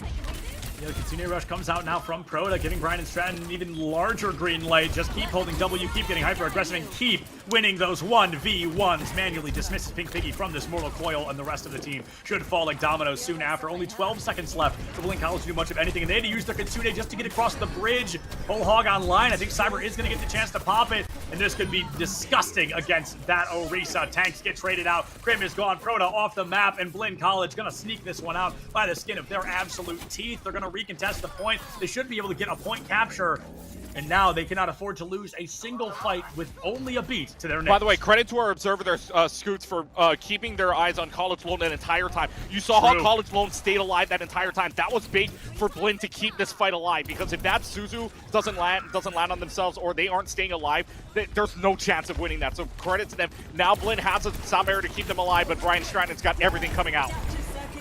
Everything coming out early on here. The beat forced. This could be terrifying if Krim gets value, but if they get rid of the Reaper like they did the Winston so many times before, it's going to be exactly what Blinn needs. The beat comes to completion, and now the Death Blossom. Oh, it finds enough. Finds 2. Both supports have fallen from Blinn. They come so close, but close. Just not going to cut it. The counter one finds Proda. Gets deleted from existence, and Brian and Stratton notably closer than stage number 1, but a win is a win regardless, Clutch, and they are going to walk away 2-0 on Lijiang Tower. What a fight there at the end. I mean, sure, it was a 2-0, but you look at the numbers, and it was way closer than what a 2-0 should be. I mean, 59% for Blinn on Control Center, and then 99 on Gardens for Blinn as well. I mean, the Buccaneers, they are showing that, again, this may have been a 2-0, but they are not going down without a fight. I mean, we talk about throwing out kitchen sinks and bathroom sinks and whatnot. They're going to throw the house at you if they want to win this entire thing. They are throwing the entire street if they have to try to win out this whole thing. But that's the thing you want to see, right? Especially in the playoffs. Give it your all at this point. And so if you're throwing out 4 ults to win a fight, especially in desperation mode, hey, that's what you got to do to try to win that out. It's high risk, high reward at that point. But well played. I think what set the tone there was Brian and Stratton really playing the new meta well, right? And especially we talk about how that Echo kind of went almost uncontested, if you will, for what they had. When the Echo was low to the ground, that's when Blinn took advantage of it. But as long as that Echo stayed up in the air, that Echo got so much value.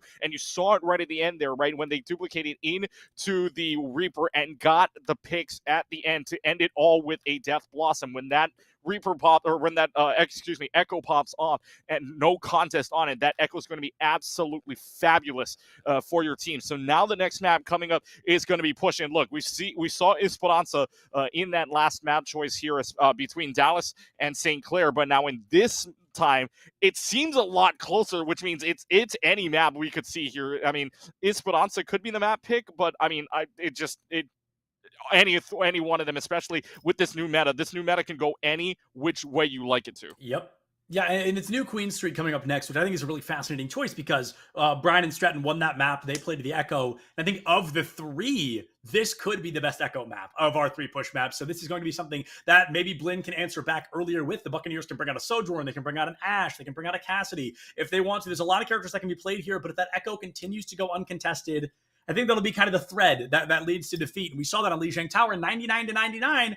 Nobody looks at the Echo. You get team wiped, and you got to kiss that map goodbye. So hopefully there's a little bit more of an early answer if the Echo comes out once again. It looks like Vader already getting ready to try and do just that. Right, and for Blinn, I mean, the only thing you have to be aware of here, there's only one key that you really need for Blinn to try to take a map. That's ult counting, right? So you got to make sure you don't want to use all 4 ults at the same time. If you can win with 2, that's perfect. Yep. Or 1 or 2, that's perfect for you. 3, maybe. 4, not really good for you, especially if you're in a desperation mode. So for Blinn now, again, you talked about a Sojourn coming out. Here's your Sojourn that could contest the Echo here, but don't fix what's not broken. Crim's going to stay on this Echo. If they do not contest this Echo, Brian's going to win this one out. Absolutely. Brian should be able to win this one pretty aggressively if the Echo gets to have a field day, but Vader on the Sojourn should make it a little harder. Unfortunately, not hard enough. Everybody can kiss their Winston goodbye on the side of Blinn College, and losing your tank is so unbelievably detrimental for your team's notable success there, because that tank is the one to absorb so much damage, to make so much space for your team. When there's no space to be made, there's just space to be given up, and I think Blinn College, unfortunately, going to be learning that the hard way here. Yeah, and you saw the robot didn't move for the first, 8 seconds that it was unlocked. It stayed there, and they were diving all the way in, but that's what you got to do with this meta, right? All in, all out. So that's the way they're playing it, and Brian is playing this to perfection right now. Look, Manuel is already almost to an ult. I really like the way you said that, all in or all out and nowhere in between. Crim falls down to a sliver of HP, but they keep breathing, and that's the most important part at the end of the day, is that they keep it up and running here, but they will finally go down, giving Blinn the opportunity they need to strike 13 meters, exactly what we saw in our last series as well, where a team got 12 meters, and then they did lose the point, in which case they ended up losing the map as well. Could this be Blinn College's time to shine here on Push? Look, I mean, it's right in front of you. You killed the Echo, and you won the fight, super easily. Keep doing that. Keep that momentum moving, because clearly it's working. Wait, and Manuel actually at the end there pulled out the tactical visor at the end, which got nothing, so that forces the switch off to the Reaper. So now this is Blinn's Vader Soldier going against Crim. Everything else is a mirror fight here, and this Kitsune Rush versus Kitsune Rush is going to really tell us which one is better here. Yeah, the Kitsune Clash is going to come out quickly. Proto finds Vader early on. Dyrite has to drop the beat, trying to keep them alive, but they cannot get the line of sight on the Sojourn in time. Manuel's Reaper makes it so hard for this tank to do anything on the side of Blinn College. Cyber puts down Dyrite in 27 meters. They double what Brian and Stratton have done, but even double is not going to be enough. Yeah, nowhere near, especially this close of a scenario right now. But there's plenty of time on the clock. The 8 minutes left, still to play. So this closeness doesn't even really matter. It's going to be the next fight that really determines it, because this next fight here, oh, that's big. This next fight is going to determine fourth spawn, and right now, it's looking like Blinn can take this back. They absolutely have the potential to try and take this back right now, but if Vader goes down, that's going to spell disaster. What is up with our battle Lucios today? I mean, it is just supportal combat through and through tonight. Proto will be traded out early, so perhaps this is a trading advantage of Blinn College, but if Jimico can continue to wreak havoc in the back line like this, it is just going to be a massacre through and through all over again. King Piggy trying to put some pressure down, gets Cyber, finds Manually and Blinn in a fight that I really think they should have lost. They actually walk away with the win. No, the biggest thing was Jimico used the sound barrier, but only to himself. Did not catch anybody inside of it because he was all the way out in spawn. So now this is huge advantage for Blinn, and they're doing exactly what they needed to do. Stack the ultimates, right? Don't use any ultimate that you don't have to force out, and right now Blinn is playing that to perfection. This overclock could be very, very huge. The overclock could be gigantic, but instead it's not going to exist at all. Crim swaps onto the Reaper halfway to that Death Blossom, and if they find it, it could be disastrous. I love the target focus to find the Winston because he's simply the easiest one to hit, and he's the easiest one to farm your ult off of. Crim finds it, has to commit it late into the fight, and won't be able to find much with it, but a lot of damage done. Can the team follow up when they need to? The bombs catch the corner, manually drops the Blossom, and it looks like it's going to find just enough to equalize this matchup all over again. The DPS 1-for-1 trade in the next elimination will dictate which team walks away with the advantage. Proto falls. Cyber are going to be finding an elimination of their own onto Vader, but the Kitsune is online. Primal from Cyber, desperate to make sure this team tries to take the lead, and they might not be able to. Jimico finds Dyrite, and Brian and Stratton, it's their turn to use everything they've got. I mean, that was an ult fight here left and right, but now Brian, I mean, you have to risk it all, but now you've only got a Kitsune Rush to play with, and that robot still has to make a full turn all the way back to where they are. So right now, I mean, they're going to get the lead here, but now Blinn's going to be sitting on 2 ultimates here, especially with a sound barrier that may cancel out a Kitsune Rush from Brian and Stratton. So Blinn, I mean, go signal right now. Yeah, absolutely. You've got to get in there, and it looks like Crim is going to fall early. Blinn, they lose the lead by 9 meters, but that 9 can be enough. I mean, you can lose by 0.01. Every single meter, unbelievably important. Can Blinn clutch things back? We're about halfway done with New Queen Street here. Blinn currently in charge here. They're coming up on 4 ultimates in the pocket versus Brian and Stratton's whopping 0 clutch. And look, I mean, early on in that fight, they got rid of the support, but no, Vader goes down. That's another big stagger, and the story of this game has been staggers left and right. This is not, I don't think we're even going to see first spawn point on either side the way this is playing right now. Yeah, we really might not. I mean, it is so unbelievably back and forth, neck and neck, overextension into overextension, and it keeps costing these teams. They're taking turns overextending, so it's a constant back and forth, and as these ultimates are all in the pocket of Blinn College, I'm looking for that Primal Rage to try and zone the supports out early, maybe even the Death Blossom to just get somebody early, at least for Suzu, for the rest of the team to collapse. It's going to be beat into Primal Rage. I'm not stoked to see the beat that early on. It looks like Brian and Stratton not able to capitalize in the moment. Cyber has fallen. That's got to be enough for Brian and Stratton to tuck tail, try to get out of dodge as quickly as possible. And get out of dodge, they shall certainly try. No, and that's, I mean, that sound barrier, though, wasn't the worst thing in the world because, you know, Jimico's nowhere near his team. So that sound barrier isn't going to be popped anyways if you're there. So now this... Wow, that Death Blossom goes for nothing. And that's such a huge ult to lose here. And Blinn's all systems go if you want to play. I'm actually confused why that happened at all. That was a very confusing Death Blossom. That very well may have been a fat finger. Perhaps it was just a bit of an overextension. Now this Death Blossom is also going to find nothing, so now it matters even less for Manually. However, the team is going to go down on the side of Brian and Stratton, and it looks like Blinn College will be able to take the lead. 4 minutes left on the clock, and these 4 minutes are looking mighty good for this team to continue their currently unparalleled dominance. Are we finally going to see our first checkpoint? Are we finally going to see it after all is said and done? We are. We finally see our first checkpoint. I mean, that, by the way, 6.5 minutes in, somebody finally gets a checkpoint. I mean, that's insane, right? That's how back and forth this game is, but now Blinn finally winning 2 fights in a row to get that first checkpoint, forward spawn, and now Brian and Stratton really going to have 3 ults to work with, so they can throw maybe 2 in to try and see if they can win this.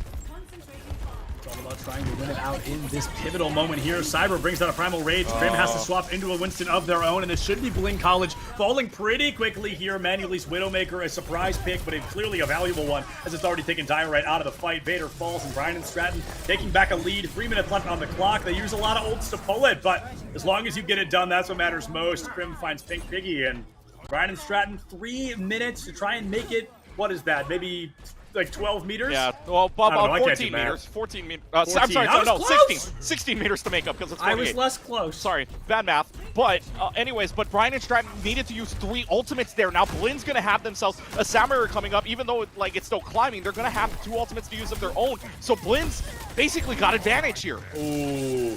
Now they certainly have advantage here as that Kiriko has gone down. This Echo should not be far behind. She gets the trade, but I think it hardly matters because that Kiriko's missing. Suzu not going to be there. Kitsune Rush nowhere near happening. Oh, even poor Widow can't get out of the way.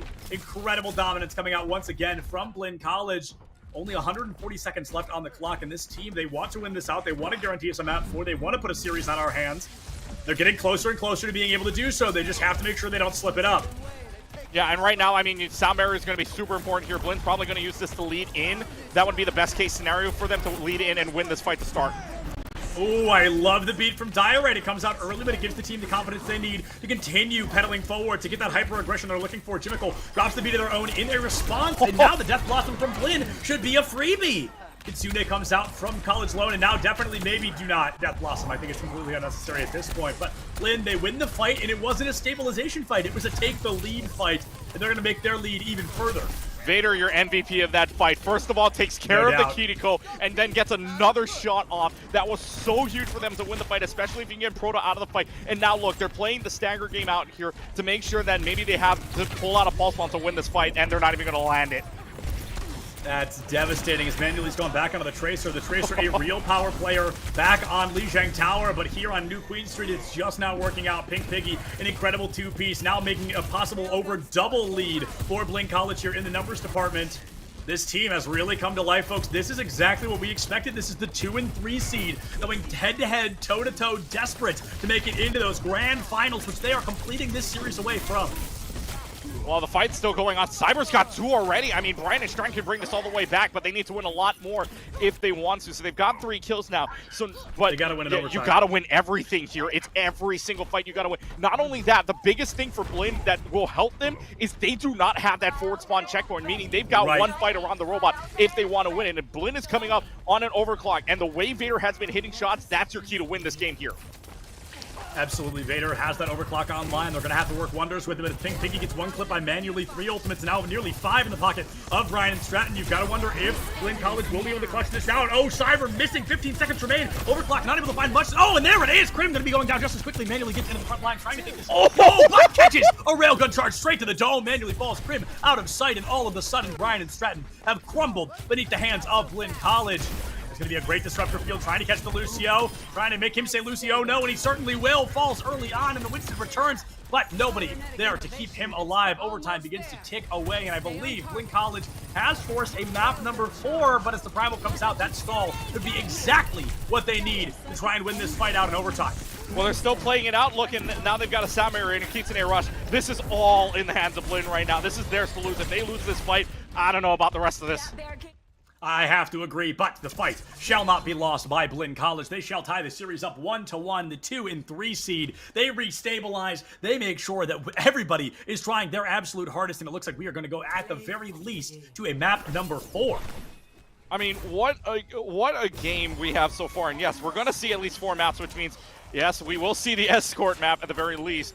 But, yeah, we'll see all 4 map types here at the very least. But right now, as it stands, I mean, you saw the way that for Blinn College, they knew their win con, right? A lot of the fights early on that you saw was either 1, Vader getting a shot off, or 2, they got rid of Crim on that Echo early on. If you can control that Echo in the air, or when they're low to the ground, that's a win for you. That's a super big win for you. And Jimicle, I think one of the big things is Jimicle likes to play aggressive. So if you can take care of that aggressiveness early on, especially with that sound barrier, you saw one sound barrier just only catch himself, and that was pretty much it. No, that sound barrier was really big for them, especially in the coming fights afterwards. So losing that sound barrier was big. So for Blinn, they played that almost to perfection, if you will, after the back and forth that was the first 6.5 minutes. Remember, the first 6.5, we did not see a checkpoint being captured. That's how long that back and forth went. And finally, within the last 3.5, Blinn brought it all the way back. They were able to secure what was fight wins thanks to Vader showing up at the end. I said overclock needed to be big in the final seconds. 2 shots, 2 kills, huge. Yeah, absolutely. And Vader, you've got to wonder, they won. I don't want to harp on Blinn too much. You've got to wonder where that Sojourn was on Lijiang Tower. Yeah. I mean, clearly it's good. Clearly it's practice. Clearly it's impressive. You lost to an Echo, like exclusively. It was a 1v5 95% of the time. You got to wonder where that Sojourn was at. But I've got to wonder, maybe you've got a little more insight on this than me. You can't run Echo on Kings, right? I mean, that's not going to work well. Potentially you can, but there's not a lot of space for the Echo to play, so it's not a great option, especially right now with Vader hitting their shots, and we know how Vader can just hit every shot, right? We saw Kiriko climbing up the wall. We saw Crim going down by the hands of Vader as well. With Vader hitting shots, the Echo really isn't great, especially on King's Row. So you imagine that maybe, I don't know if there's going to be a sub or not, but I don't think you play the Echo here. It might just, we saw this back in the last part where it's a comfort pick, but now that Blinn knows their win con and they have Vader hitting shots, Vader's warmed up. So the best thing for them right now is maybe switch it up a little bit. Go to the Tracer and the Reaper, right? The Reaper didn't get changed. Tracer got an increased damage. If you're going to dive with those 2 right now, even though you've got, you're just going to push right in, and that's going to allow you to spam enough damage to win out against that team, especially against the Sojourn, who still has to aim, right? The Reaper can just dive right in on your back line, the rest of the team. Sojourn still has to hit shots, especially that secondary railgun shot becomes so much more important with the spam damage. So now we go to King's Row here, and Vader, again, don't fix what's not broken. They're on the defensive side here, but I love this Doomfist pick here from Cyber that's going to allow them to go right in. And look, Crim's playing a favorite of yours if this holds true. Yeah, if this holds true, the Junkrat comes out. I think it makes a lot of sense. Junkrat, a very strong character on this map due to the fact the entire map is essentially choke points one way or another, and that's exactly where Junkrat survives. That's where he thrives, truly. So I would like to see Crim on it. I really don't want to see the Echo here, but I feel like Manuely's got to be memeing. On the other side, Blinn College, they're bringing out the Torbjorn. That feels very anti-Echo. That feels very intentional, but, maybe they're going to find out the hard way they did not need that. I actually think they're going to stick with the Echo here, but I like the spam. If BSC is playing this, I kind of like the spam damage that is going to be out from Crim and manually. It's just, are you going to be able to produce enough damage that is the constantness of Vader and Pink Piggy? That's going to be your big difference. If Crim and manually can get the spam damage more so than Vader and Pink Piggy's constant damage, BSC is going to win this pretty easily. Yeah, I think I can get behind that. I think I can agree with that truly. But as of right now, Crim gets onto site. Cyber goes in early, uses every cooldown, and it's manually flanks into the back line, finds that Winston early. That should be Brian and Stratton able to win this first map, as the rest of Blinn has to try and get out of dodge. They have to try and not get picks, but unfortunately, the chase down, the rush down is working wonders. 2 on a third of the point already capped, and it looks like College Loan has to TP out of there as well. Blinn should have this time to recontest. If they can get through Brian and Stratton, they can get around the choke through the arch, then they should be able to recontest. But as of now, I don't think they're going to have time to, because they can't just hold W in. This Doom doing such a good job just forcing them back. Yeah, Cyber's doing such a wonderful job at zoning them out, and that's exactly what the Doomfist is doing, right? You're zoning them out. You're allowing the rest of your team to push in, also making sure that your backline doesn't die by a third person, which is now the Doomfist, who is going to have a Meteor Strike. And Brian and Stratton's got basically all the ultimates in the bank except for a duplicate here, so this is going to be advantage to them. They're not going to get stuck underneath this archway anytime soon. Not anytime soon at all, Clutch. I mean, just to see that Sojourn go down right there. Crim found the elimination. 4 ultimates, 2 of them, or sorry, 1 of them already used, so 3 ultimates standing for Brian and Stratton. Cyber's 2-piece. I mean, it just feels like Blinn is constantly tuck tail running back to spawn. They can't get out of the way fast enough. Yeah, and this Molten Core really isn't going to be very effective either, because everybody's in the air, right? You can get Crim that launches up in the air. Good switch, by the way, to the Somber. Now you can disrupt Cyber or manually in that case, or go for the backline at the same time, too. Unfortunately, you lose 60% of your ultimate for a refund here. So Blinn only basically has 3 ultimates to use. Brian Stratton got the entire thing except for an application matrix, which they use in zone out. So this is going to be one fight territory for the second point if they play this right. And Sombra getting pretty aggressively nerfed in the most recent patch. She cannot hack the same person over and over. It takes 8 seconds before you're able to hack the same person again. So Sombra gets a lot of less value in a situation like this one, but clearly the Sojourn's still working out very, very well. I love the tap there. The Terra Surge, the Javelin into the wall cannot save them fast enough, and the Junkrat does get out of that fight once again. Difficult's Baptiste just giving that constant go-ahead to Cyber. Immortality feels so very strong in this matchup, and right now Blinn College, I mean, this fight has been happening on third. Clutch, I thought they capped second already. No, not at all. They haven't even capped it yet. That's how big this spam damage is working out for Brian and Stratton right now. They have so much spam damage that they can just push right up with only one healer and on the card. The rest of the team can push up. And look, now they're using the Kitsune Rush. How far do they want to go with this? I mean, they are really just trying to force Blinn College all the way back into their spawn. This is Lijiang Tower all over again. Kitsune gives them the opening they need, that go-ahead to get into the forefront, to get the upfront on Blinn College. Overclock online, here's a Kitsune Rush coming out from Blinn, trying to retake this corner. And this corner, a great place to stall a team out. We have seen teams stalled here what feels like 1,000 times over. Oh, the transformation on it manually does not even get to exist. I don't even think I got to see who they swapped into that happened so fast. Manually hacked out by Pink Piggy. The follow-up not there. Only a 30% damage boost on the hacked targets. No longer the 60 that we saw in the first patch of Overwatch 1. Vader finds 1, but Crim gonna find the main tank. Overclock has to come out, making up for that missing tank. And oh, they missed the shot. The Immortality field comes out, but the Baptiste will finally go down. I think Brian Stratton, for the first time, has to try and get out of the way. I mean, this has been so dominant. They don't even care they lose that fight. I gotta be honest. They've got 4.5 minutes in the fight. Isn't even lost yet. No, and Cyber coming right back in. And look, Blinn's got nothing on the board. Brian's got the tire still ready to go, and they are still forcing him all the way back. Cyber probably falls here with the way that they're pressuring him, but right now, I mean, BSC lasted so long, and this is what this comp doesn't look. They're still winning the fight. And I can tell you, Diorite definitely getting a bit tilted off of the back of that double Rip Tire solo kill, being the Junkrat in that scenario. I've seen many a Lucio get pretty tilted off the back of that one, and something tells me you're not going to be seeing that change today. Vader falls to Manually, who's now finally onto the off the Echo onto the Sojourn. Kitsune comes out from Crota, and that should be enough for Brian and Stratton to win this out. Terra Surge gets the Immortality field, and the Orisa gives her life for it. Diorite falls to Crim for the 3rd time in a row. The 3-piece from Crim on the J Silly gives Brian and Stratton 3.5 minutes. Full cap Kings Row.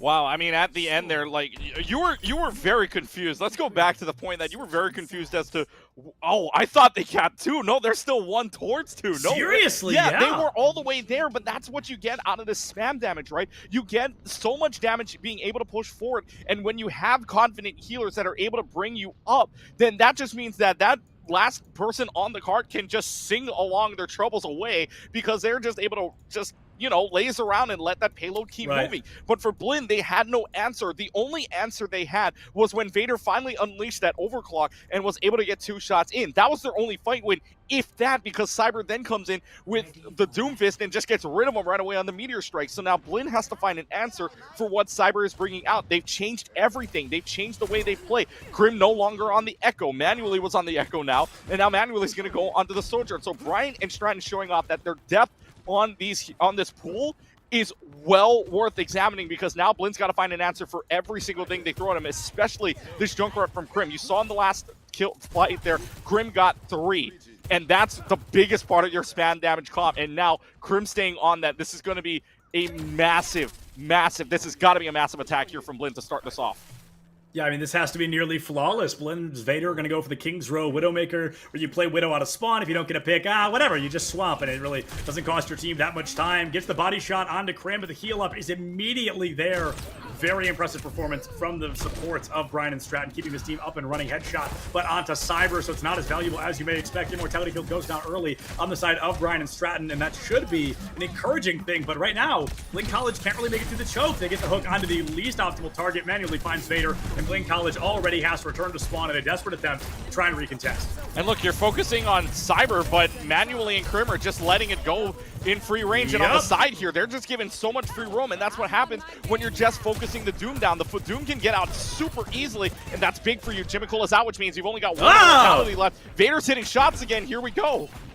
You hate to see it though, Clutch. You gotta wonder, is it too little too late? You know, I use that phrase so often. You found 2, your team can recontest, but they are going to return to the fight, so you most likely will have an elongated 5v5 scenario. Grim currently out of position, stuck onto the high ground there. The Widow has his number, but just can't find the digits. That's going to be Krim staying alive in the back line. Cyber falls early with the tank missing. It's that much harder. Vader falls to Manually 4v4. Oh! Piggy. I'd be furious if I was that Echo. That is so unfortunate, and it looks like this may be a fight win for Brian and Stratton. Overclock comes out, almost more insult to injury here, as I think the fight was already won, but they want to guarantee it, and that is going to do it. Vader from their own spawn door has their head removed from their shoulders. These DPSs from Brian and Stratton are insane. The Junkrat kill onto the Echo from above, and then Manually just hitting shots onto the Widowmaker from spawn. This is insane the way Brian and Stratton has right now, and now they're going to have 2 ultimates, a Riptire and a Kitsune Rush. Blinn's got nothing on the board but a Kitsune Rush.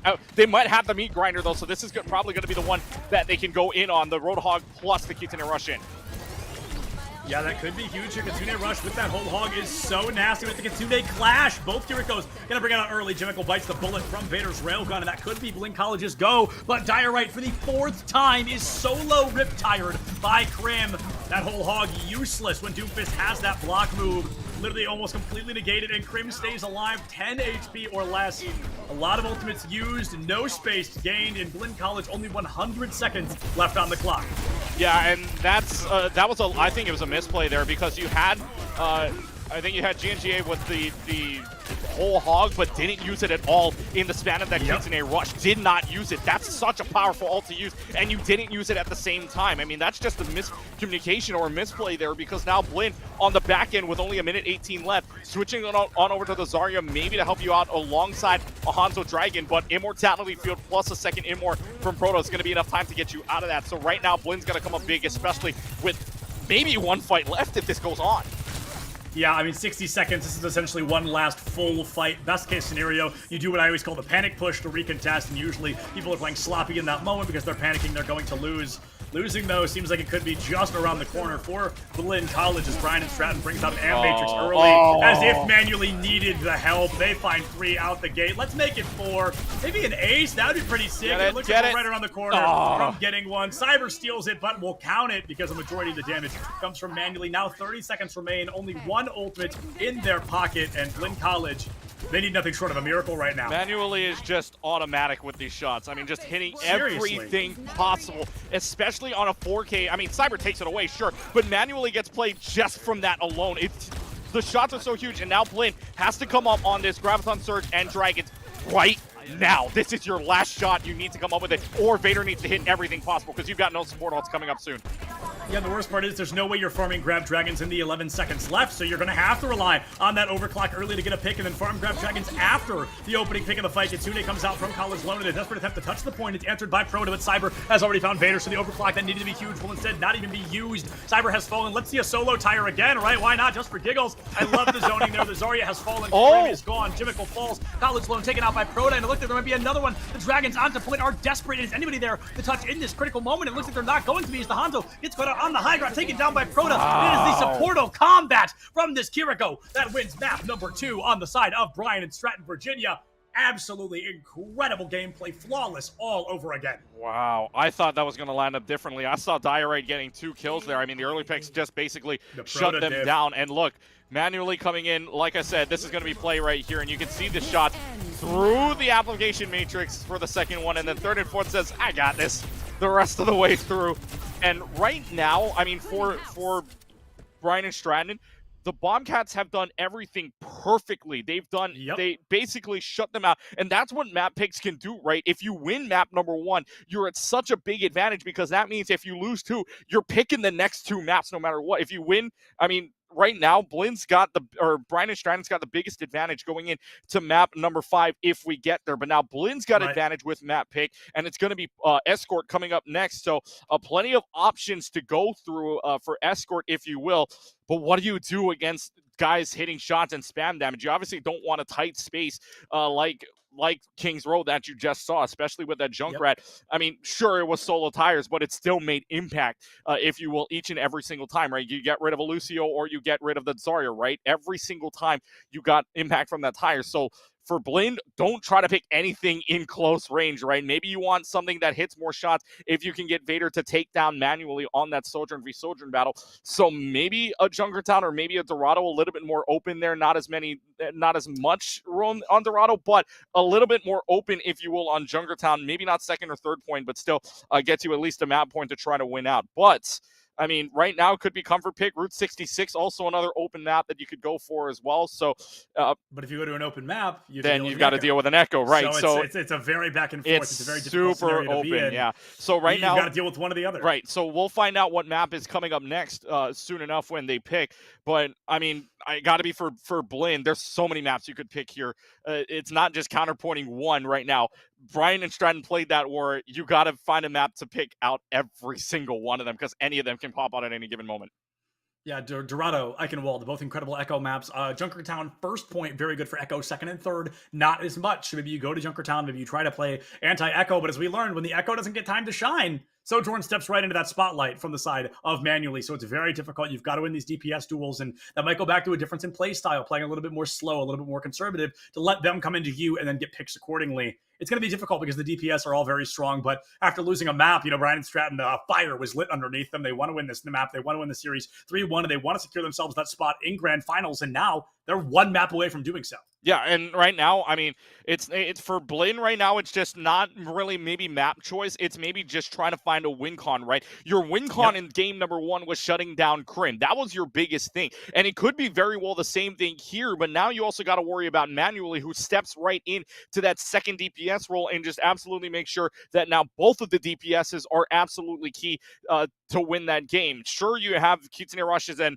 your Samir is coming out big, but if Jimiko still plays aggressively, at least you know you can get rid of him, but now the DPSs are your problem with the spam damage going on. So again, next map, the next map pick is going to be super important because if you're playing for comfort, then if you're playing for comfort, then right now you're playing, one of the older maps on Overwatch 1. But as we just learned in our heads, the next map coming up is Circuit Royale. So this becomes a little more interesting because it's more longer sightlines, right? This is where the Widowmakers, the Sojourns come out, right? This is where all the longer sightlines, we might even see an Ashe, because I don't think Ashe got changed at all in the patch as well. So it could come down to basically longer sightlines. This is Sigma special oriented too, although, lately I've been seeing a lot of Doomfist on this map too. So, I mean, if Cyber sticks onto this Doomfist, could work out for them, especially moving in fast, moving in rightfully so to the back line. So we'll see if that's the case here. But for Blinn, this is maybe more of a comfort pick for them. So longer sight lines, maybe they're hoping that Vader can pop off, especially on that Soldier.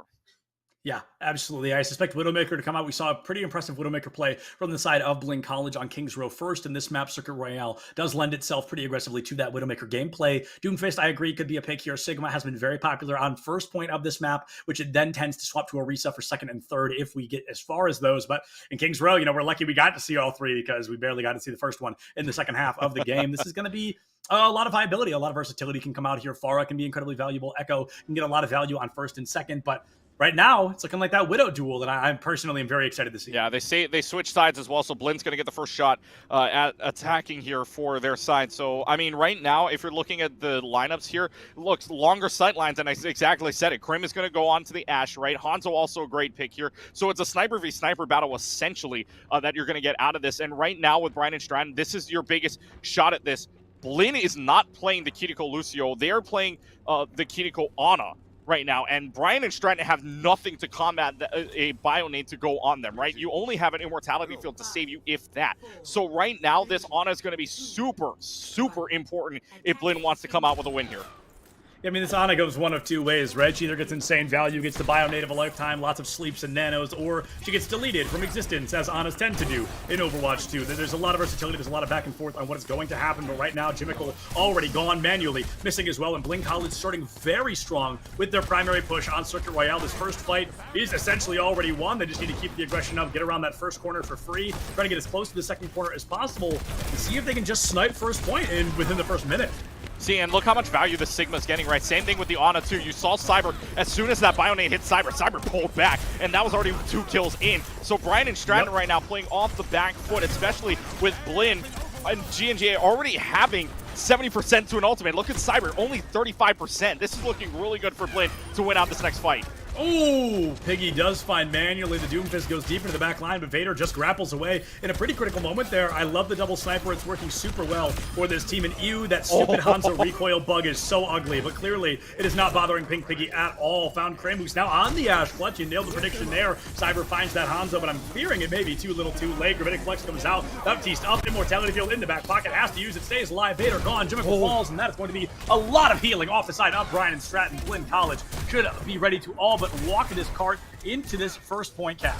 Yeah, and they're already just going to give this up. There's no chance for them to even try to fight back. What a rock up there. What an accretion up there. That's huge. And then, again, look, for Blinn, right, on the Sigma, 35% already to an ultimate. Cyber hasn't even built one up yet. Already almost halfway to an ultimate, and look, they're going to cap point number 1. They already have to try to back off, and now this is where this high sight line. Krim gets rid of Pink Pig early, so now that high ground becomes so important.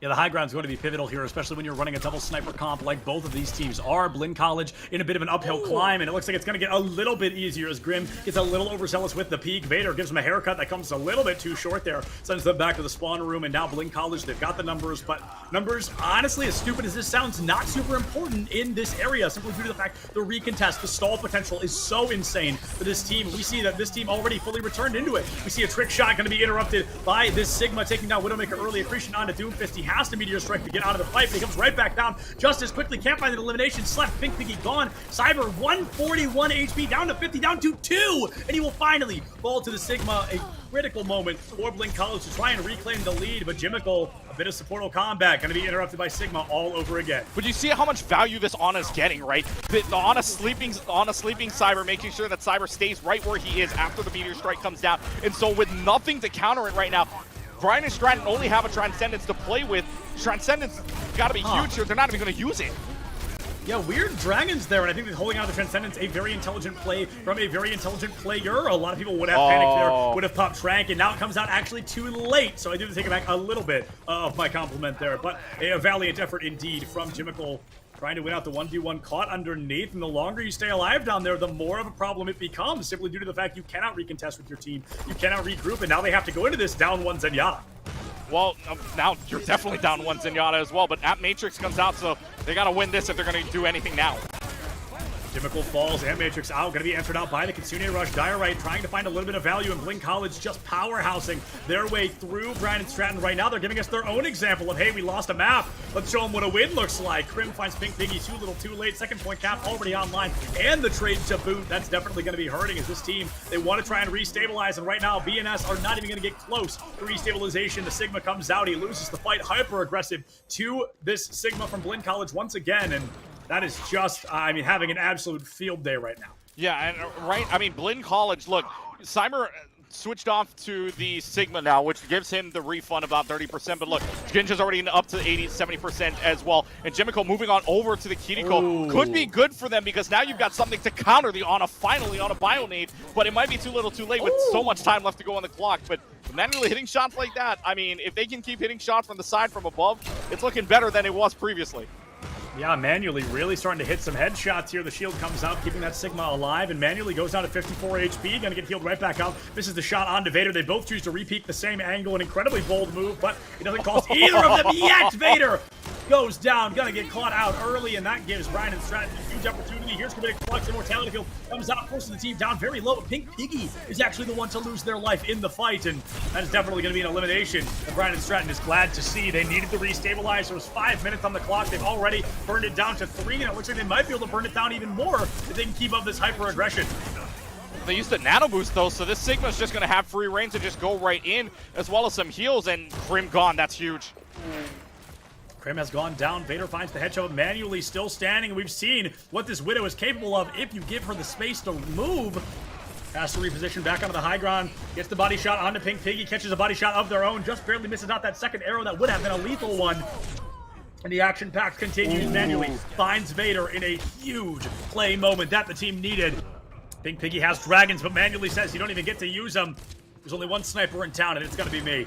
Oh, Blinn's coming up on 4 ultimates, though, so this is looking better and better for them, even if their time mag gets drained a little bit. They had about over 4 minutes left to go. What a shot. And, okay, so now it's a little bit back off situation. They're going to trade off for right now, but Blinn's got 4 in the bank. Brian and Stratton's got 1. Kitsune Rush has to be big, or Blinn College can just go all systems go, especially with the Gravitic Flux online to start.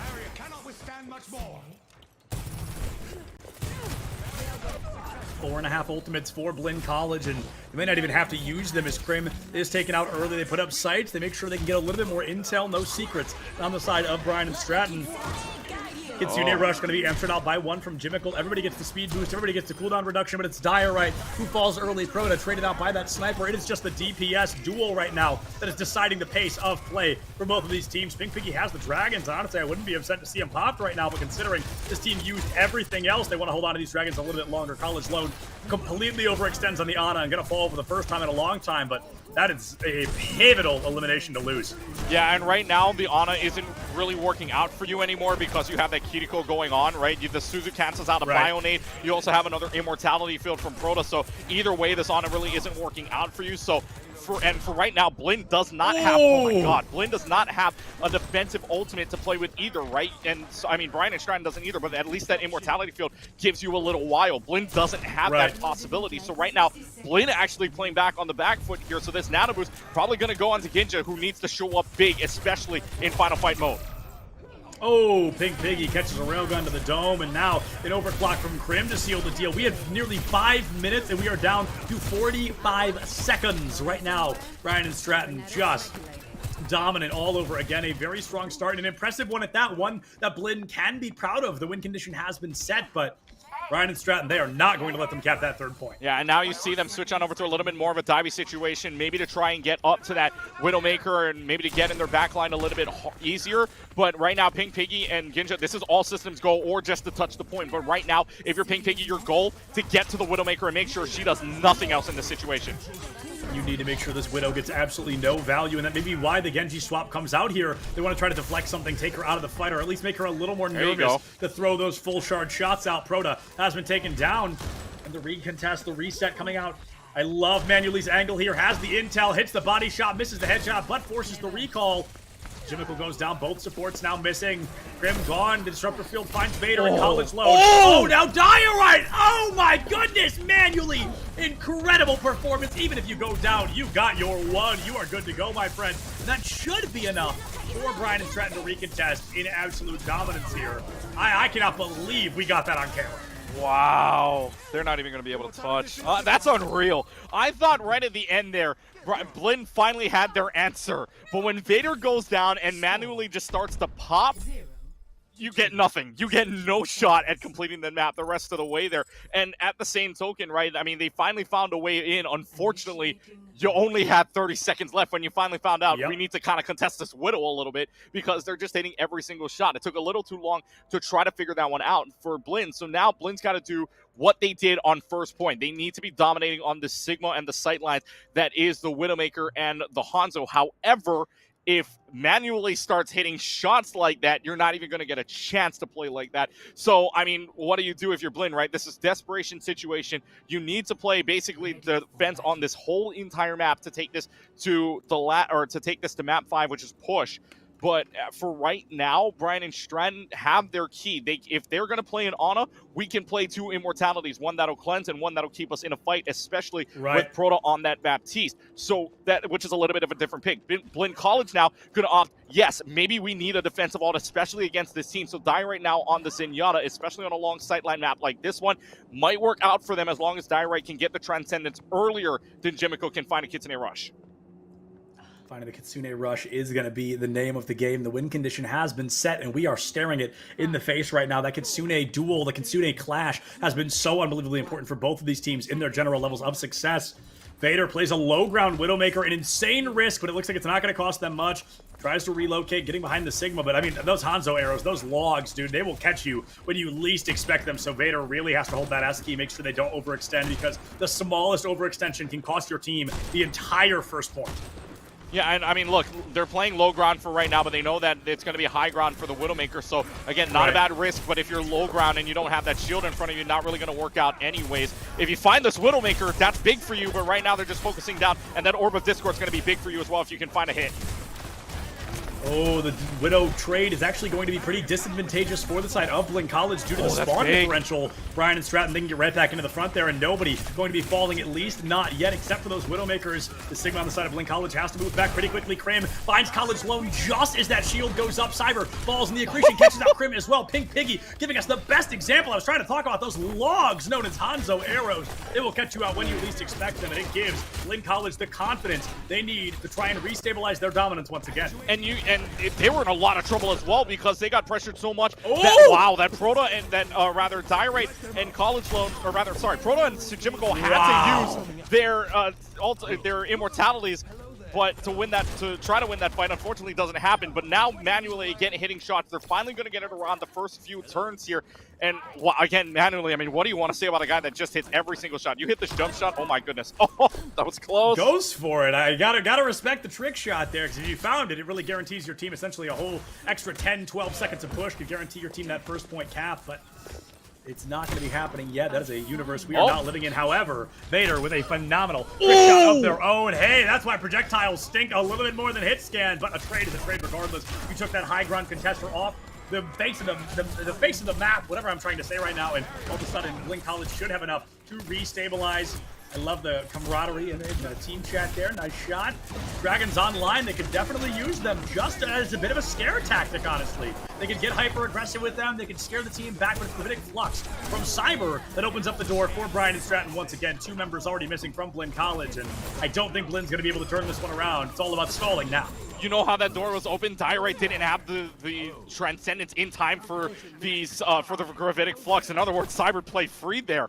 You don't have an immortality field to save yourself either, so that Transcendence goes all for nothing. So Blinn's got the entire board, but Brian Stratton's got the bank as well. So they've got 4 minutes to play here for the second to the third point with everything to play. Gravitic Flux comes out early from Blinn College, and nobody's going to fall to it quite yet. The Dragons from Crim going to be counteracted. A bit of kind of a cross out there. Jimmickle caught out in the back line. College Lone 1 HP in a dream right now. Gets healed up, stays alive in the combat, but not long enough to really hit the numbers on it. Crim Storm Arrow puts College Lone back into the spawn. We've got 3:30 on the clock, and Crim removed from this mortal coil once again. Blinn College, I think they should have a stabilization here, but that's if this Kitsune isn't absolutely huge. It looks like it very well may be. Pink Piggy falls. Blinn College has to hold that S-key. Tails tucked between their spawns. It's time to back up and get back to that spawn room, my friends. Vader trying desperately to make sure the team can stay alive, but desperately is still not going to be enough to keep this team's momentum in your favor. Brian and Stratton finally getting that card moving once again. But good news for Blinn, right? You hold on to 2 ultimates. I mean, it's an infra site, but Kitsune Rush is the bigger thing. Now, for Cyber, you do not have a Transcendence to worry about because you got it out in that last fight. So for Brian and Stratton, your win con here gets something out of this Gravitic Flux. The sights can absolutely be huge here, especially when you can get headshots like that onto Crim. Hanzo taken offline, Immortality Field missing, and this Kitsune doesn't even need to exist as that Kiriko goes down. Pink Piggy will be traded out by Cyber. A Gravitic Flux from Cyber trying to find something, but the rest of his team is already gone. Accretion going to be missed out of that Sigma, and this Sigma going to be missed for the rest of this fight. Yeah, and so Blinn College. Yeah, for Blinn College, I mean, you won that fight spectacularly. You got rid of the Gravitic Flux, and you didn't have a Kitsune Rush. So now the only thing you got to worry about is an App Matrix. Don't go in front of it. Respect the window a little bit. You'll be fine. And especially with Ginja coming up on the Gravitic Flux as well, and no defensive ult other than the Immortality Field. You pull off that Immor Field early, you're going to win this fight. Absolutely. Gravitic Flux comes out early from Blinn College. Speaking of how early things can be, and it's the Suzu that saves them. They hold on to the Immortality Field. A very intelligent play. Manually finds Vader with the headshot elimination there and gets the high ground once again towards the street, looking for another pick. Just can't find it, but the rest of the team got to clean up the slack just a little bit there. Brian and Stratton, I believe those eliminations should give them the 2nd point cap. I mean, it would be kind of a death ball recontest from Blinn if they chose to do so. Yeah, no, you can play without your... unless Vader starts hitting every single head. Yeah. Then, I mean, you have a shot at it. Wait, they can still recontest, actually. Ginja's not down. Oh, but now Ginja finally goes down. Okay, if Ginja stayed alive there as long as he did and could have walked right back to the wow, good shots from Manually again. So now here's your desperation mode, right? Blinn College was held here for about 5 minutes. Brian and Stratton only has 3. So Blinn now needs to replicate what Brian and Stratton did here on defensive side, and they're gonna think, yes, let's dive the Widowmaker this time around. Now that we know what the win con is, we know that we have to dive this Widow. Let's dive him with the Genji as well as the Tracer and the Winston here. Yeah, Manually really well maybe the sole reason that Brian and Stratton was able to hold so aggressively. So Blinn College rotating their entire team composition to make sure this Widow does not get the value we saw her get back in that first half of the game. You remove her from the equation, all of a sudden, things are looking a lot easier for your team. Transcendence forced out from Diorite just in an effort to keep the team up and running, and that still might not be enough to give them the fight win advantage. Manually from beyond the grave gets the Venom Mine kill, and as a wise man once said, we absolutely take those. And it looks like Blinn College, somehow, some way, gonna win another fight here and live another day. Yeah, that's a good trade-off, too. I mean, even if you die at the end, right, it's still spawn number advantage either side, really, because they're still as far away, pretty much in the neutral area. But for right now, Blinn College is working out. That's what's working. You saw how far back they got forced because of this dive composition. If your head isn't found by Manually, you can just dive them, and you've got the potential to win out this fight. Look, they're all positioned around so that they can dive right in. Right, they want to dive right in as quick as possible. Gravitic Flux answered up. Primal Rage. Crim can't wall climb fast enough, and Proto also missing. All of a sudden, 90 seconds left on the clock. Cyber has found an elimination, but the elimination may just not be enough. The bubble completely closes Manually out of the fight until... No, misses, just barely finds the body shot on Pink Piggy, but that body shot may still be enough to take that Genji down to Blade, just 10% around the corner. Great try on to Diorite, body shot found, and Crim with the cleanup kill. Here comes Kitsune, a desperate attempt to make up for that missing support, and I don't think I even saw Vader. I believe that was an accidental headshot. That was. An elimination regardless. You found it. Your team has the speed. They've got the momentum, and they've got 60 seconds to try and finish this map out. But I mean, for both sides here, this is one ultimate going to be on each side. This is what determines it. Infrasight versus Blade. Which one gets better value? Pink Piggy needs to come up big here, at least 2 kills for them to even have a chance at this, because there's no support ults, there's no second DPS, no tank ults either. It's up to these guys. What a shot. Oh, you knew she was there. You knew she was holding that angle. You walked right out into it face first. first.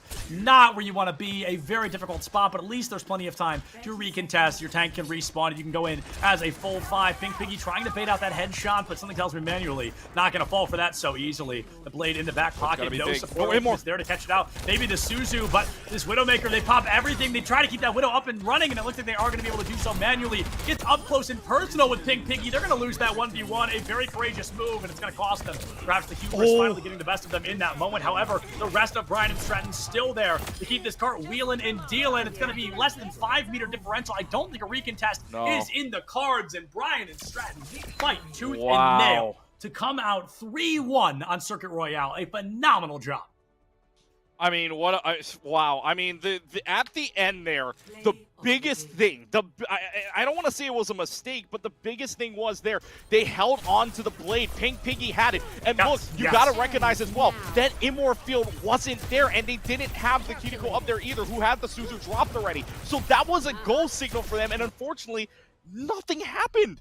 You had chances to pull off the blade there for Blinn. You had chances to defend themselves. You only had one ultimate on the side of Brian and Stratton. Unfortunately, Blinn can't pull it off. Pink Piggy isn't able to pull out the blade and was just too far deep, no healing in sight, and that's what allowed Brian and Stratton to just walk right in and get that victory for themselves. So congratulations out to the Bobcats on a job well done, and they're in the championship game now. So this is going to be an interesting championship game, right? No number 1 seed, no number 2 seed in here. So now the championship game, the seeding just goes all haywire. But right now, again, Brian and Stratton looking pretty good, especially in this meta. When you consider their depth that they had, the flexibility they had, perfect, and manually on fire. If they can keep this up to the championship game, manually going to be your MVP of the whole thing right now. Absolutely, and I think we did see a bit of a tunnel vision there from Blinn College. They were so worried about the Widowmaker, they didn't even think, we have Blade and they have no support ultimates. I mean, it really could have been easy to get in, find those supports, and possibly win the fight, but hindsight is 2020 after all, and Brian and Stratton, they win those semifinals. They secure their spot in grand finals, and hopefully, we're going to get the chance to talk to somebody in just a minute. We're going to throw it to a short break here, try to get an interview, so we'll see you right back here with some more Overwatch 2 content in just a couple of minutes.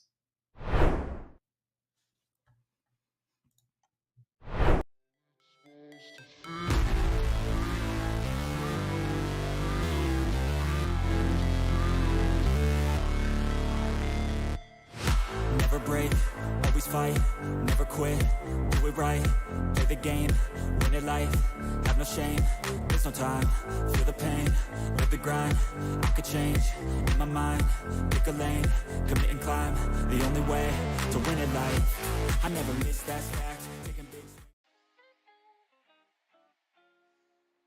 Hey, what's up? It's Honix back at it again to bring you the sickest clips from ECAC. But listen guys, here's the thing. Overwatch 2 still isn't out, and it's been so long that I understand what's happening in the Valorant clips now. I don't know how I could have let this happen. Anyways, let's check out the action from week 2 of ECAC. First up, we've got Nico Baka, who's got a need for speed. But they have to be careful here. That kick up not quite in their favor. Patrick has to be quick to him, and Nico Baka, he's just soaring through the sky with way too much pace. Yeah, you knew this was coming. When this one lingered up in the air for a bit too long from Janiel's touch, Patrick tried to go up for this one, but Nico, like we said, he's been the fastest player in this lobby the entire... Just a friendly reminder that fireworks always add pizzazz to your points. Of this series. Good read there by Chalk. Because if he didn't place down that block, that would have been a really early stock lead that he would have gotten. And wow, absolutely sniped out of midair. Everyone is in flux when Mount St. Mary's is on the point. That piece, and that is the bulk of your healing if you're Emery and Henry. Now you're coming in with both DPS ult and the Shatter, but again, a massive Gravitic Flux comes out from Mount St. Mary's, stops them in their tracks before they can even get started. Yeah, the Tac Vines are gonna deal the final blows to several members of Emery and Henry. Eve has got beef with BSU and wants everyone to know it. One situation left to clutch it out. No. I'm a little bit afraid here that the wide swing's gonna come out, but Ian's waiting. Ian is being a little bit patient here. Youth is not going to be able to get the first one, and maybe if Ian was able to wait there a little bit longer, he would not have been able to get that free. Someone, not me, is going to have to tell Talo Halo that sharing isn't always caring. Gonna feed it because right now Halo is feeding into it 59% before they have been touched for even a point of a percent in this counting. There is Arsene, but he may disappear just as quickly as he has up here. Oh my goodness, Kilomiles, that is a 0 to death if I have ever seen one. Talo Halo. Don't let your guard down. You never know when Rhino will come charging in. Is all the way back. That just goes to show how much they're not wanting to make it, but Rhino with all the control gets the one on the board. Talk about getting one in there. That he actually picks it up initially from a mini pass to himself. That an expert is expecting an expert to do something expertly, right? That is just about as simple as it gets, right? Just literally boiling it down to more basic Rocket League right there. Oh my God! And again, Rhino does it twice in about 30 seconds after no scores. We're bringing it around town with Chowan University. Big fights out short. Town, though, just gets the better of it. Great spray control. Takes 2 down with him, and already Chowan is looking at a 2-0 right now. Gonna try an entry onto the site with quickness. Not willing to take his foot off the pedal, and Town's got a third. The last 2 coming from CT, and Town wants to put the nail in the coffin right here, right now. One's there, he's gonna hear them both. He has a head in front of him, 4 before he goes down, and all it takes is Dusty to finish this one off. Last but certainly not least, Big J5 coming in hot with a big 5K. And Kentucky, they may get the second point for free. Oh, great that shot from headshot. Big J. The Oh, second another headshot? one! What? He's got another dragon already. The third? Wait, he finds 3. Big J, he's looking for a 4th. Oh my God, he finds it!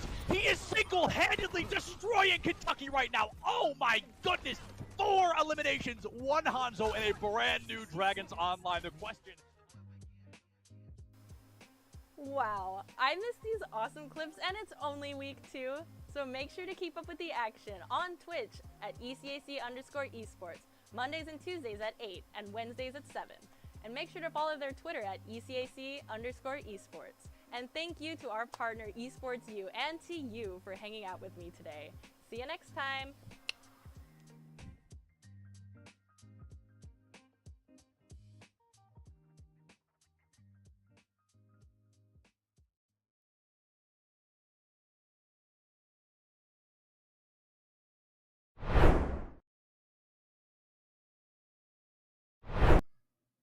What is going on, everybody? And just one more welcome back. Now, unfortunately, we couldn't get an interview, but we didn't want to just leave you hanging. We wanted to let you know there is actually a little bit more ECAC happening before we bring this split to a close. That'll be on Monday. The R6 finals, which is very exciting. The Rainbow Six Grand Finals are going to be happening on Monday, so please go give that a check out. But unfortunately, that's all we've got for you here tonight. I've been Septilin. That's Clutch Key. Thank you to all 4 teams for coming out tonight. Thank you to our observer, Cool Scoots, our producer, Colton, and of course, all of you for watching. We love each and every one of you. Check your posture, drink some water. Don't forget to love each other, and we'll see you next time.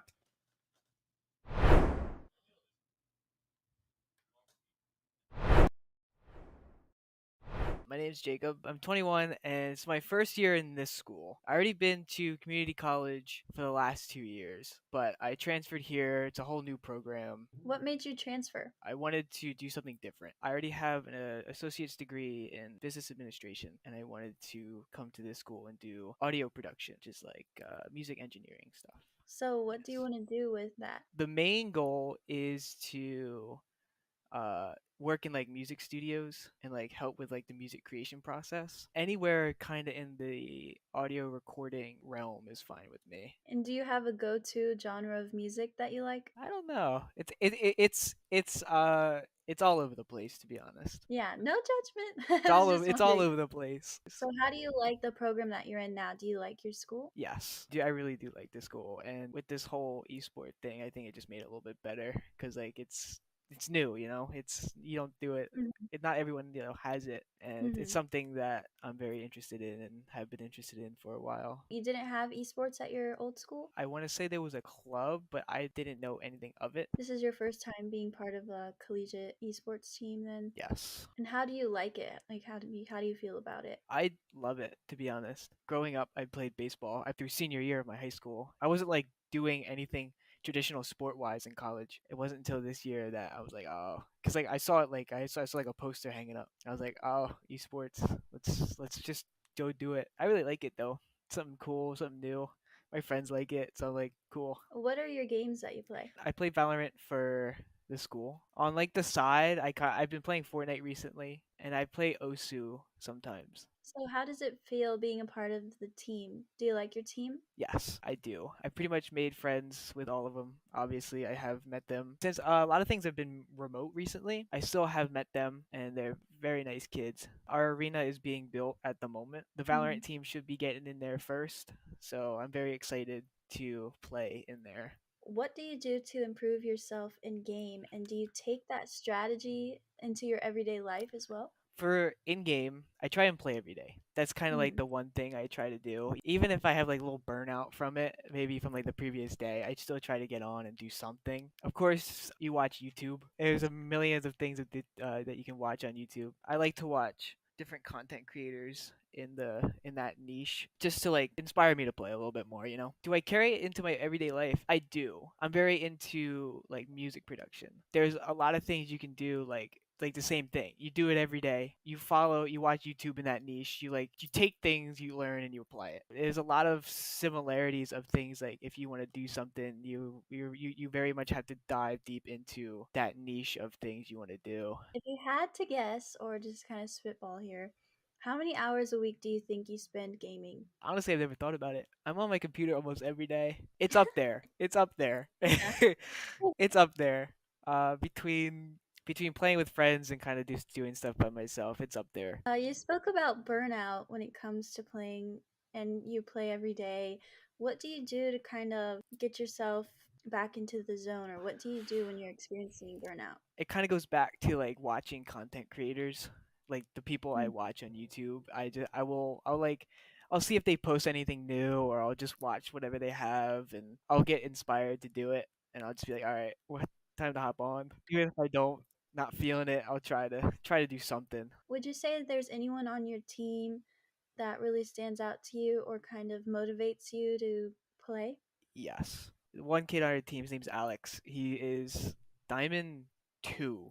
Diamond 1 or Diamond 2 in Valorant. So he's up there. He only really plays with us. He plays on his own, but he plays with us during games and sometimes afterwards. Trying to be at his level, I think, would be very the goal. So it kind of like inspires you to kind of like keep going. Anyone really that's higher ranked than you kind of inspires you to like, all right, you want to push yourself to be where they are. And that's kind of what I've been doing recently. There are people like that. For you, since this is your first time being on a collegiate team, do you have any advice to people who may be looking to join a team or aren't sure if they should or not? I say just go for it. When I saw the poster in the school, I was like, maybe they have like, you know, Valorant team, whatever. At the time, I kind of doubted my ability, right? I kind of doubted my ability because like I was a low rank. I know I could hold my own in the game, but I didn't know how I would like compare. But I think you just have to go for it, because if you don't, how would you know if you don't go for it? Would you say that the people on your team helped you out? Yeah, for sure. I think people who are higher ranked than you are like they teach you. You obviously learn on your own, but there's a lot of things that you can get taught from your teammates and just how they play. Well, thank you so much for taking the time to do this with me. I really appreciate it.